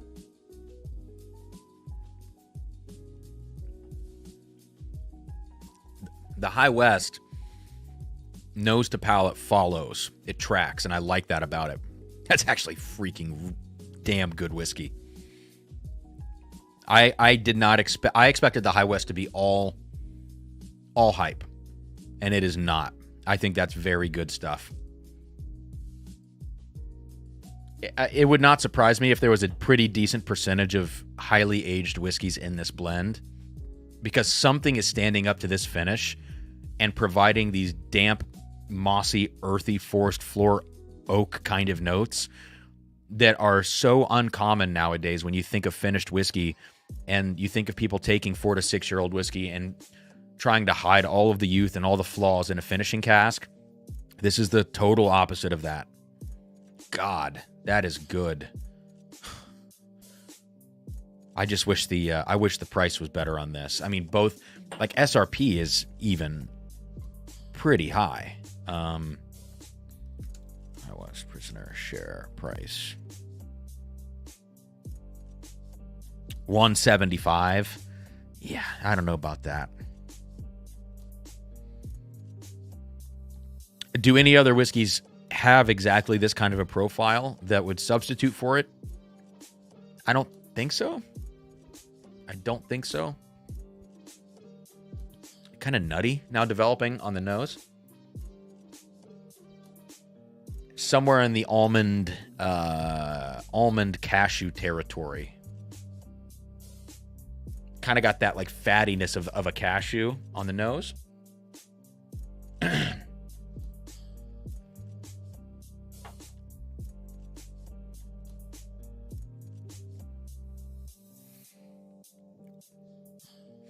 And even the High West at the lower proof on the palate, it's not big and explosive. I think when you have a finishing cask with a lot of influence like this, even if it's at 102 proof, it's going to drink more like 97, 96. The finishing cask will typically tame down a lot of the intensity of the pour. Even so, man, it's a great palate development into finish. It lasts for a while. I can't get over the fact that there's a little bit of dustiness on this. It's really surprising to me. And that they chose to put whiskeys that maybe had those kind of notes into a blend to go into a Cabernet barrel instead of using them for something else. That's pretty cool. Unless it was the Cabernet barrel in and of itself that contributed those notes, in which case we need more of those barrels to use for finishing.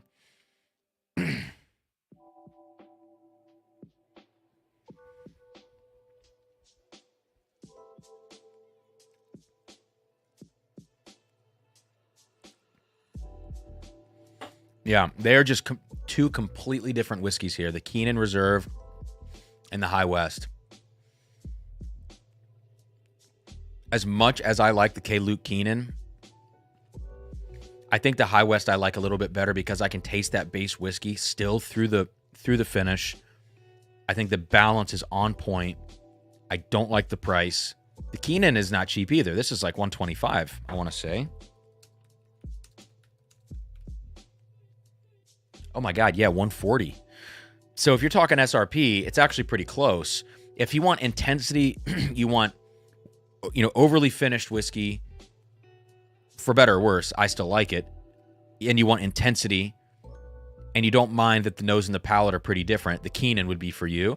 If you want more subtlety, more balance, like, to me, it's a little bit like the Michter's 10 version of a Cabernet finished product. That's how I would kind of refer to the High West. Then you would want to go with that one. So I think there's a market for each one of these. That High West is good. I'm surprised at how much I like that because I did not expect to. I thought it was all going to be hype.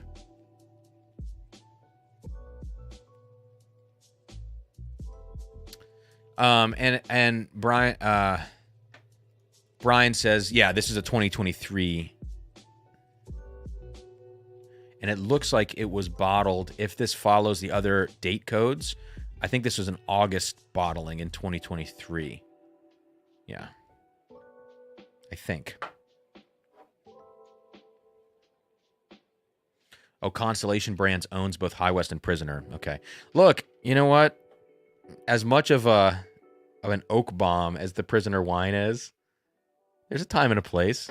I like to have it every once in a while. I think it's good, If you just want to have something that makes your mouth feel good, yeah, sometimes you just drink some Prisoner.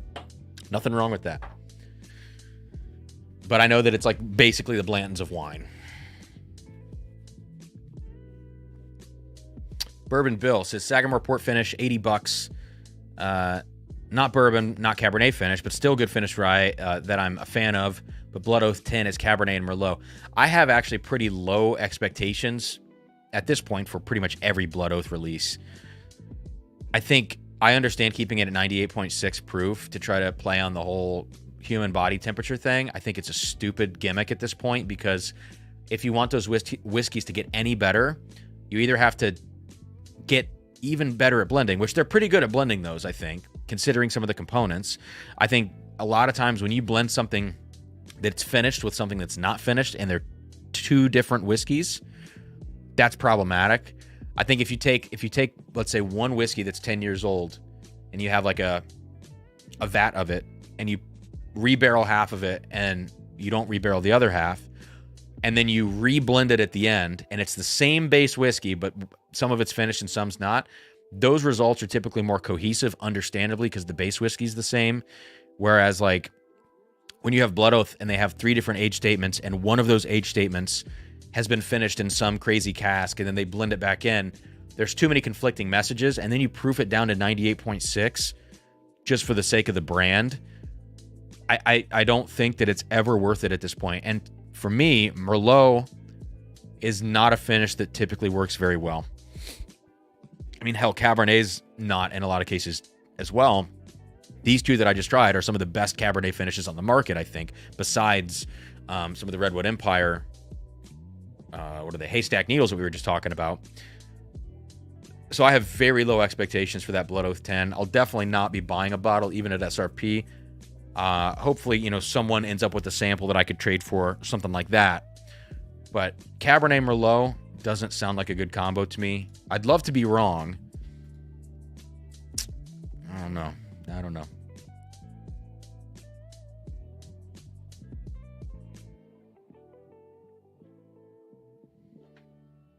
I think Camus is the... Yeah, I mean, there's a lot... I think there's probably a few you could insert in there, but you're probably right, and you probably know more about wine than I do, so I'll take your word for that one, Prozac.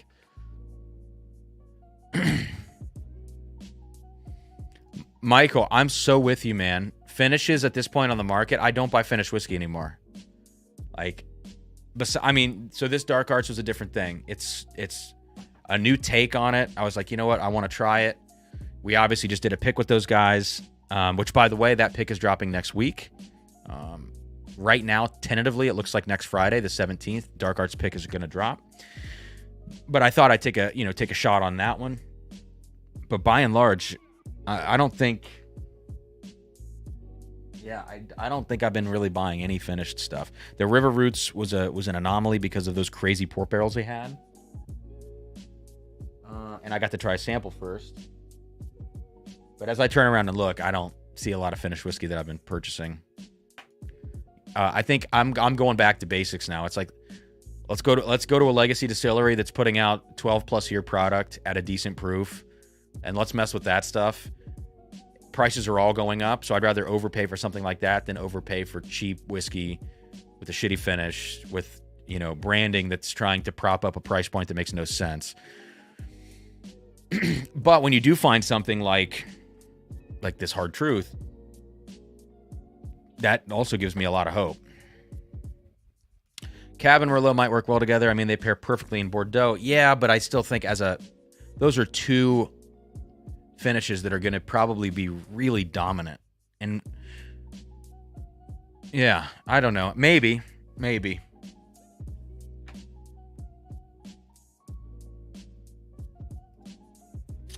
Did you get a private reserve Russell's today? No. Where did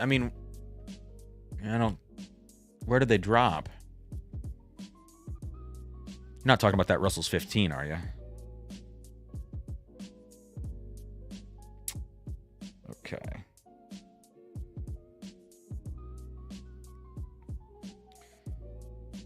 Let me check something here. If I can find it, I'm only going to look for just a second here. Okay, we can do this later. It was an Eddie Russell pick online. Oh. No, I didn't know anything about that.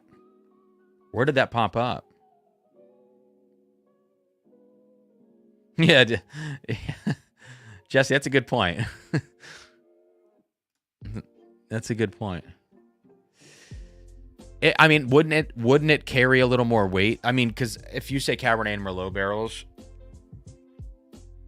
wouldn't it carry more weight if they did procure specifically barrels used for Bordeaux? That would probably carry more weight on a label, right? Oh, on the Russell's Reserve mail list. Yeah, I didn't. I guess I'm not on that then. Okay. Is there anything else that I definitively wanted to try this evening?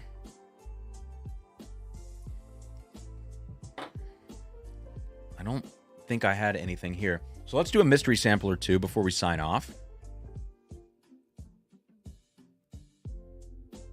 All right. So let me grab the mystery sample box, and I'm going to grab a fresh glass or two. Give me just a second.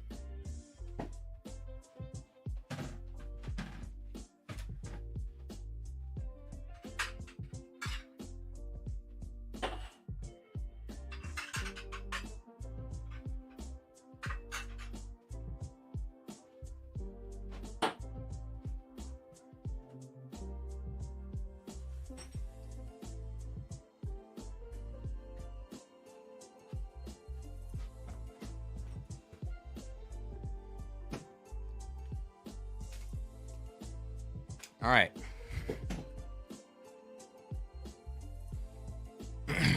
Luis says, how do you feel about Still Austin?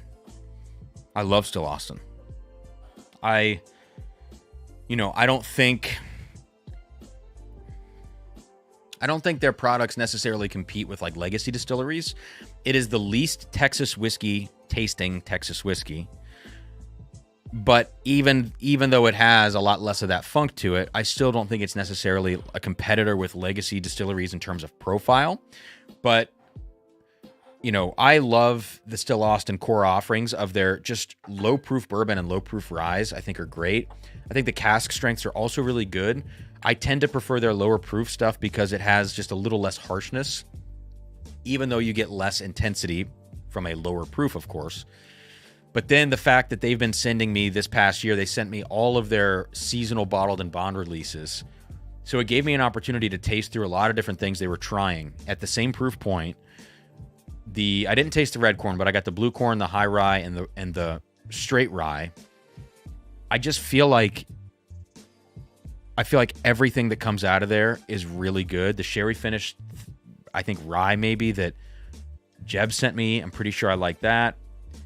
So I am just pretty much a Still Austin fan. I love the fact that they use the artwork on the bottles that they have, and they work with artists on a lot of these designs. The musician / creative person in me likes all of that too. So I think it's a little overpriced, but also it's a craft distillery, so you have to expect that, and I'm willing to pay it. If you had to choose between a Ben Holiday soft red wheat or a Frey Ranch, I have no idea. I've not had picks of any of the Frey Ranch stuff in the last couple of years where it's at a higher age, and I've never had a Ben Holiday pick. So I unfortunately can't speak to that. The Frey Ranch is going to be balls to the wall intense, and the Ben Holiday is going to be way more relaxed with the wheat and probably a lower proof. So it just depends on what you want. Frey Ranch can be kind of floral, intense. The Ben Holiday is probably going to be a little fruitier, I would think.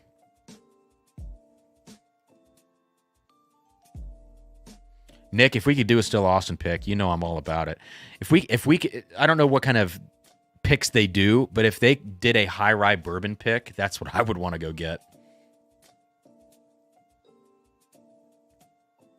Zach Jones, I hate you so much. Okay. Let's see, what are we going to do here? What is this? Pink Dan Sample 3. Okay. What's this? I can't do that one. There's a few in here that I can't do. What's this? Okay, I can't do that one either. Come on, Cam. Jeb is not here, so I don't want to do Jeb's. And I can't do that? Oh my god. Okay, this is just getting annoying at this point. The first one that I pick, okay, that I can do. All right, I'm going to do this. This is from Amy, and this one's from Dan, and they are both sample 3 from each of these people, so that's fine. We'll do those.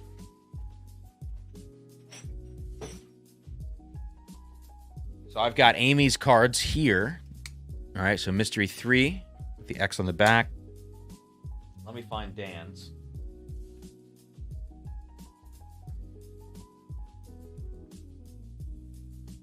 Okay. And Dan's is here. I can't show you Dan's ahead of time because, it's the hand. I don't think you guys can, see this on camera if I show you ahead of time.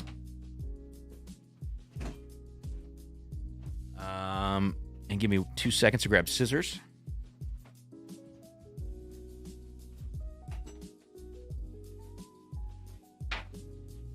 Here we go. Let's do Amy's first, so you can see what I'm drinking. Jesse says, just do one of mine. Jesse, I'm gonna save your lighter colored ones. I'm gonna save your lighter colored ones for the Scotch stream because I have a feeling some of them are Scotches. Although I guess some of the lighter ones could be like lighter colored American whiskeys. I don't know, but because there's gonna be a Scotch stream, I'm sure, this month at some point.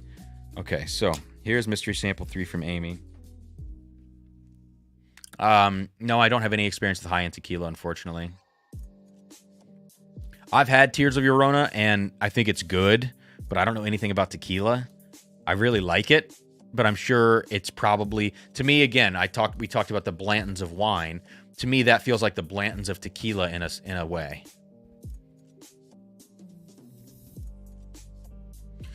Troy, I love your Scotch content as well. Thank you, man. Do you have a favorite American single malt? Have you tried Balcones Cataleja? I just tried that earlier on the stream, actually. After I tasted Foggy Burrow from Redwood Empire, I did not like the Balcones at all. On the palate, it had a bitter, hoppy note to it that I just can't get behind, that I've been finding on more than a few American single malts recently. But I'm not an American single malt hater. Favorite American single malt? I don't know if I have one. I don't know that I know one by heart that I would call out and say that I like the most.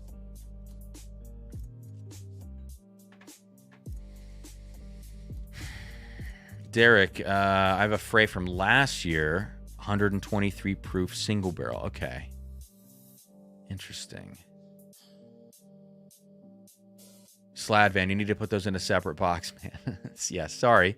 I just reorganized the room earlier today and yesterday, so I didn't think much about it. All right, let's get into this now. So, mystery sample 3 from Amy is going to be first.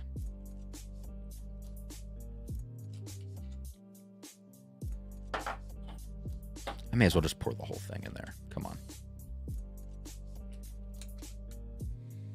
All right, so please, no spoilers in chat. I'm going to show you guys what is in this glass. If this says, let's say, for instance, this says Elijah Craig Barrel Proof, don't start talking about Heaven Hill. Don't start talking about Elijah Craig suddenly. Don't say, hey, guys, what would be a great high-proof bourbon from Heaven Hill? Just, no spoilers. Please, please, please. If you do spoil it, we'll mute you or something in the stream, because that's very annoying when that happens. I won't take too long on it, I promise. So here we go. I'm going to turn my head, and here is what is in this first blind sample I'm going to taste. And let me know if for some reason, like, the camera doesn't focus or something, we can figure that out too. So 3, 2, 1, and we're down. Okay. And that was here. Ooh. Bright, possibly a rye, very bright, lemon, soapy, high proof, very high proof, crawling up the nose.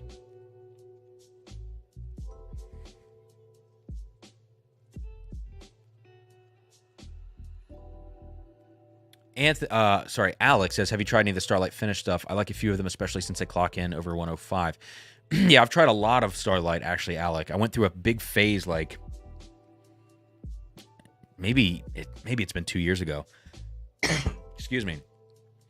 And I've tried most of the finishes they have. They've had some crazy ones recently, but I'd say I've probably tried, now that they've added some things, probably 75% of the different kinds of finishes they do, I think I've probably had. And I like a lot of their stuff.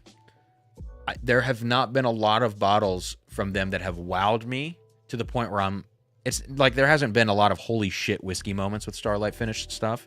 There's just been a lot of, I really like that for this mood, and for this mood, and this mood, depending on the finish. One of the bottles from them that is a holy shit whiskey for me is just simply a double oaked rye that I still have my pick down there. I nurse that bottle. I probably drink it once every 3 months. It is one of my favorite whiskeys that I own. And it's a double oaked rye from Starlight. I don't know what it is about that whiskey. It is so good. And I don't even like double oak stuff normally. So if I ever did a Starlight pick, I would be begging them for a double oaked rye if they had some. But I don't know that I've ever had Starlights where I go like, I've never had a revolting Starlight besides one of their Ambarana finishes I tried. Was so overly finished that it was undrinkable. Other than that, there have never been any bottles that I couldn't get into. Wayne, I've tried one JT Melick pick. I thought it was fine. And, you know, that's pretty much it. All right, back to the nose on this. The nose on this is so familiar to me for some reason. It feels a lot more tame now on the nose than it did color. Pretty nice color on this stuff. This could be finished. There's a lot of bright fruit notes to this. Like the blunt blend that I was tasting earlier, this has actually some characteristics of that, interestingly. I'm going to taste it. What's up, Jeb? Date night ran long. I picked out your sample, your mystery sample to do, but you weren't here, so I'm going to save it.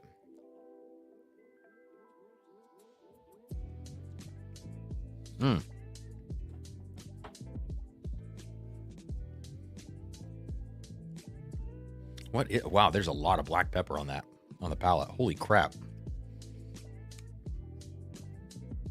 I'm not crazy about this whiskey. I don't know what it is, though. I mean, all signs to me right now, all signs are pointing to rye, possibly finished rye. The finish, though, what would it be? Pear brandy? Like, it's very bright. Is it? Oh, maybe this is barrel seagrass, actually. It has kind of that, like, because I think, what is that? Martinique rum, apricot brandy. Is there pear brandy in that too?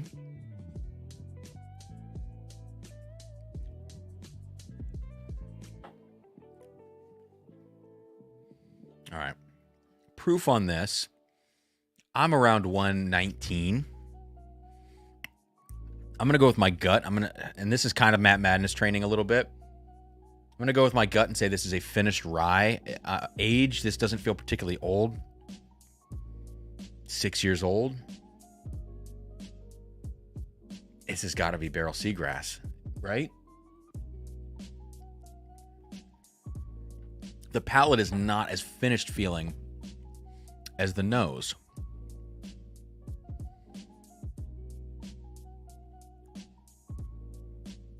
Some sort of finished rye. I don't think it's from Kentucky. I think it's at least from Indiana, if not more states. If I had to choose one finish on this, probably rum. Those are my guesses. All right, let's see what it is. Wow! What? Still Austin cask strength single barrel pick. Whoa. I get it now, but man, on first nosing, that smells like a rye. I wonder if it's that high rye mash bill that I was talking about wanting to do a pick of. If that's the case, I don't want to do a pick of that. Huh. 116, I said 119. I think I said around 6 years old. This is probably around 4 to 5 years old. I said it's not Kentucky, which I was right. I said at least Indiana because I was thinking rye. So weird, the profile on this. It smells finished. Really does. It's kind of like that Driftless Glen effect that their ryes get. They get this crazy fruity note. This doesn't have as much of that, but it's in the same... It's like 50% of that impact that a Driftless Glen has. Amy, what's up? Amy, tell me what's going on with this pick. This is a crazy bottle that is so deceptive. Yeah.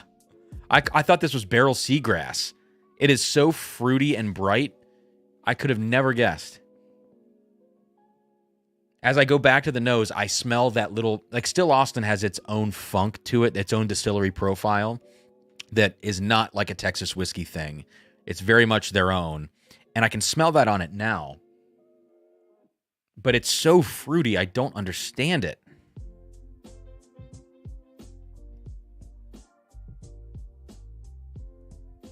Amy says, "Oh, Cam, I know you hated that one. For real." Amy, so am I crazy? Does this come across to you as like finished or something?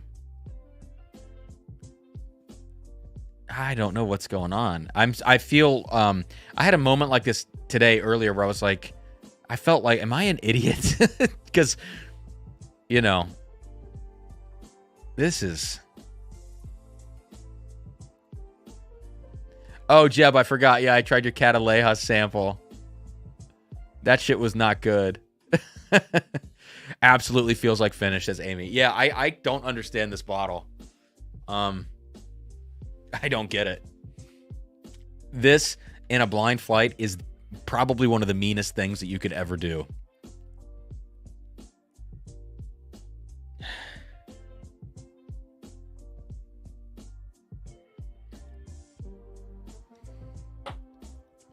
I do not understand. All right, we're going to move on. Thank you, Amy, because that was a challenge. Stats-wise, didn't do terribly. Although, the fact that I called it a rye, I do believe, like that, to me... God, I'm dripping shit everywhere. Hang on. If I had to guess a mash bill from them, that tastes like the high rye mash bill. If they did that high rye bottled in bond. Trying not to press a bunch of buttons, but I did drip whiskey all over this keyboard. But I did think it was a rye. Otherwise, the proof guess and the age guess was pretty close. Non-Kentucky I'll take, but that's about all I can give myself on that. Okay. Jeb, your palate is not well, maybe it's horrendous, but I'm just kidding. No, the Balcones was not good.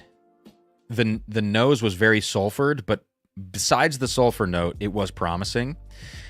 But then when you get to the palate, dude, it had that hoppy bitterness that I can't handle. So, Amy, that must not be representative of other picks then, if you're saying... Well, I mean, I guess you're not necessarily talking just about picks, though. Are you talking core products? Because I think I've only had this pick now in the 21090 pick. I love the 21090, guys. I for some reason, I also wasn't a fan of that pick. So I'm not sure what it is about these picks that I've been having from Still Austin. Guys, I can't show you ahead of time what is in this this sample, but we'll do the reveal at the end here. I'll have to cut the tape off of this. Oh, God, we got Amburana finish. Crap.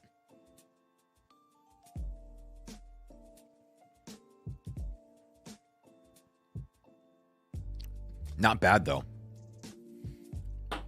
There have been worse Amburana finishes. This feels low proof.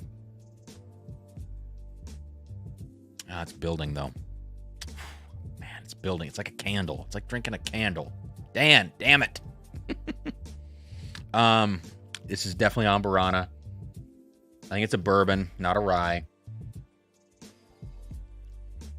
Proof 100, 90. Let's go 98 on the proof.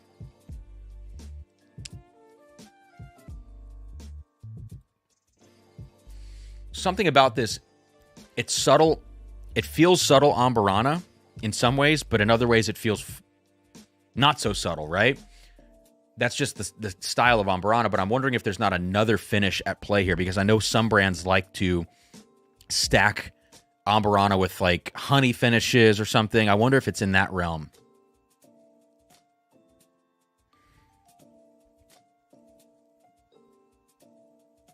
It's kind of more, it's more intense on the nose now. Tom says, this desk looks like a frat party. Tom, surprisingly, man, I've been taking like the small, I was spitting a little bit earlier, but I've been taking a lot of super small sips. Like, I know it looks like a frat party. I am about as lucid as I've ever been on a live stream at this point. So, feeling good, actually. I'm going to go practice with I have like these silent mallets that you can play with. I got to play just a little show on Saturday at this donor event. Just one piece. But I'm going to go practice in my basement after this. So, I'm feeling pretty good. Jeremy says, I enjoy the regular cast strength over the picks I've had with Still Austin. That's so crazy. I wonder if that has to do with Nancy's blending skills. You know? What are we getting here?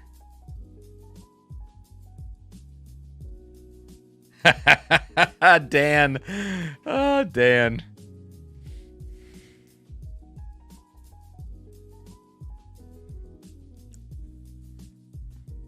Look, I'm going to go 98 proof on this. I'm never going to guess what the bottle is. The only Amburana that I can think of, this has a honey sweetness. I'm going to say this is Penelope Rio because of the proof. I know it's lower, but that's about as good as I can do. I'll never be able to guess any other Amburana. My favorite Amburana still is that barrel version. I think it's the most balanced. The base whiskey shines through. The proof is higher, but yeah, I'm not as familiar with all the Amburana stuff on the market, so I'm just going to say Penelope Rio. There's probably other lower proof ones too, but I don't know any off the top of my head, so let's see what we got here. Come on. Okay. Oh, wow. So this is higher proof than I thought. This is Doc Swenson's Exploratory Cask, Bossa Nova. I mean, it is a more balanced. Doc Swenson's is pretty great with a lot of their blending and finishing. This is more balanced than most Amburana that I've had. And I've had Rio, and Rio is like gag-worthy whiskey to me, and this is not gag-worthy whiskey. This is fine. This is fine Amburana finish. Proof is 114.2. And it builds on the nose, but on the palate it feels very flat. Very flat on the palate. There's nothing on the front. And then it just hits you with this flat Amburana spice that just lingers. I have to imagine this is probably MGP. And it's just Amburana. It doesn't say that there's like honey or anything else. So I was pretty off on this. I got the finish. That stands out immediately. But proof, no way. Age, I didn't even guess age. You know, is what it is. Penelope Rio is probably MGP finished, so I guess that's part of the guess, but Amy, I love that Bossa Nova. Yeah, I think, you know, a good exercise, put my money where my mouth is to put this next to the barrel.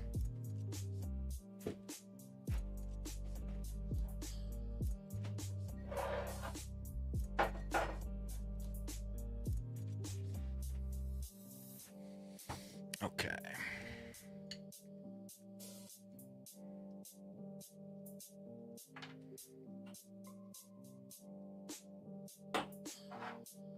Let's see, which glass am I going to use? Oof. What was in that? I got to clear a glass and we'll do this comparison quickly. Noah P says, hey Cam, have you tried the Fortuna? I've heard the cask strength. I've not had any of the Fortuna stuff. I think that's rare character, right? I've also not had a lot of rare character outside of the Exceptional Series malts.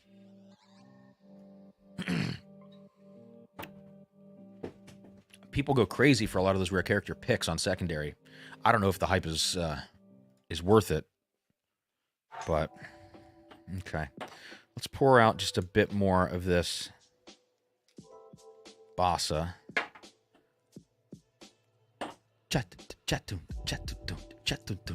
Bossa Nova. And here's the barrel. Yeah, see, the Bossa Nova is still very, very Amburana. And the barrel, basically the same proof point. The Bossa is 114.2. The barrel's 116.4. So 2.2 difference. 2.22 actually. The barrel, I'm telling you, this is the best Amburana finish on the market by a long shot. That Bossa is still, the candle thing is what kills me. No, this is supreme. So good, so balanced and subtle. All right. Well, I think that's going to do it.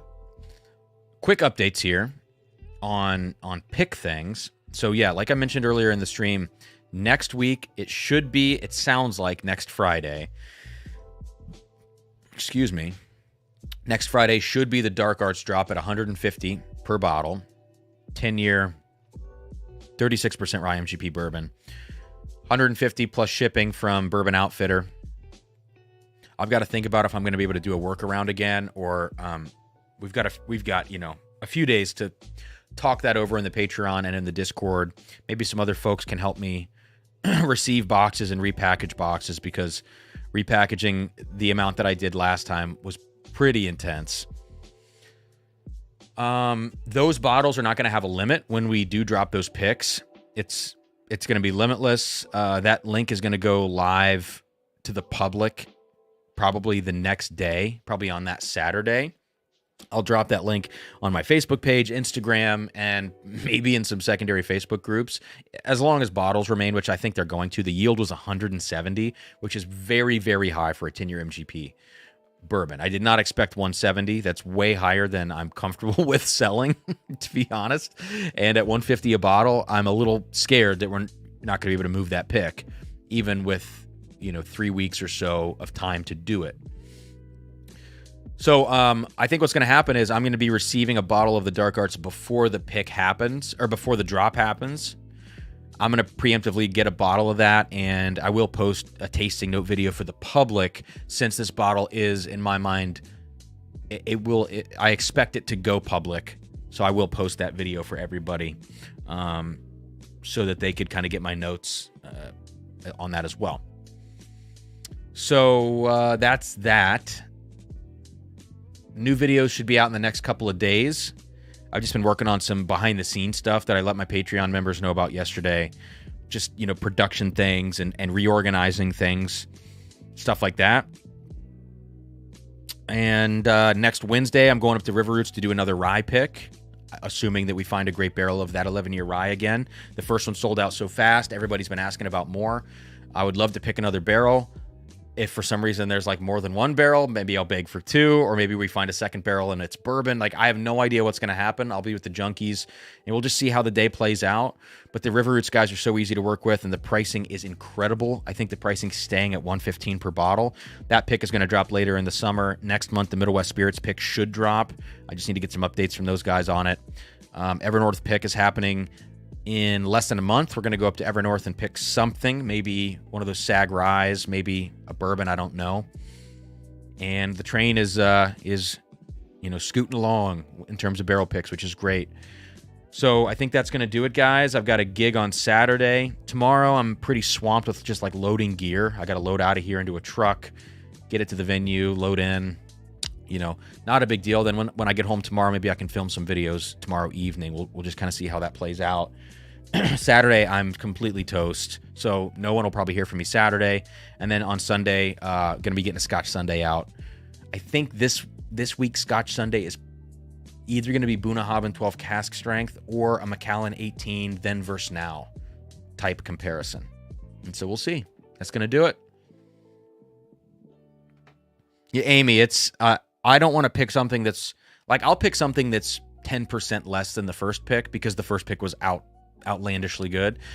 If it's remarkably lower in quality, then I probably wouldn't pick it, and those guys would understand. But then we might end up with a bourbon or something else that they've got in stock. Who knows? How does your pick compare to the Bourbon Junkies pick?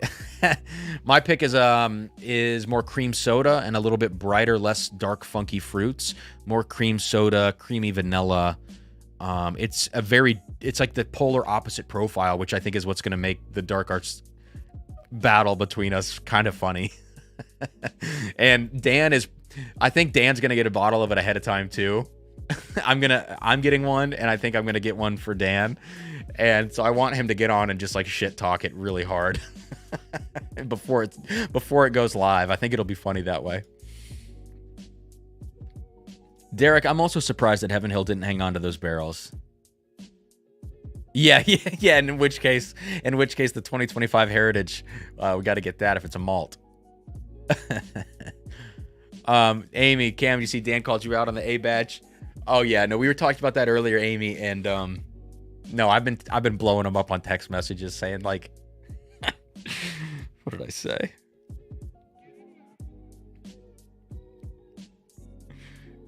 The first thing I sent him after the review was posted, not the blind today, the review on Monday, I said A124 sucks balls. That's just what I texted him.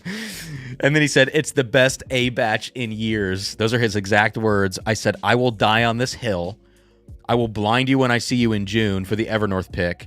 It's the worst batch ever made, bro. And he said, did you not drink the Sharpie edition last year? I said, I bet if I blind you, A124 is last.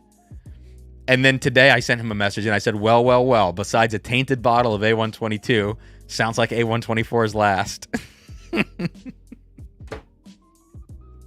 Oh, it's so good. It's so good. All right, guys, that's it. I'm going to get out of here. We're going to wrap up with the final sip, what I started the stream with, this Dusty Turkey, saving it for the last sip tonight. Cheers. Have a good rest of your night. Talk to you guys soon. Patreon members, talk to you guys soon as well. And hope you have a good, start to your weekend tomorrow. All right. Have a good one. Cheers, guys.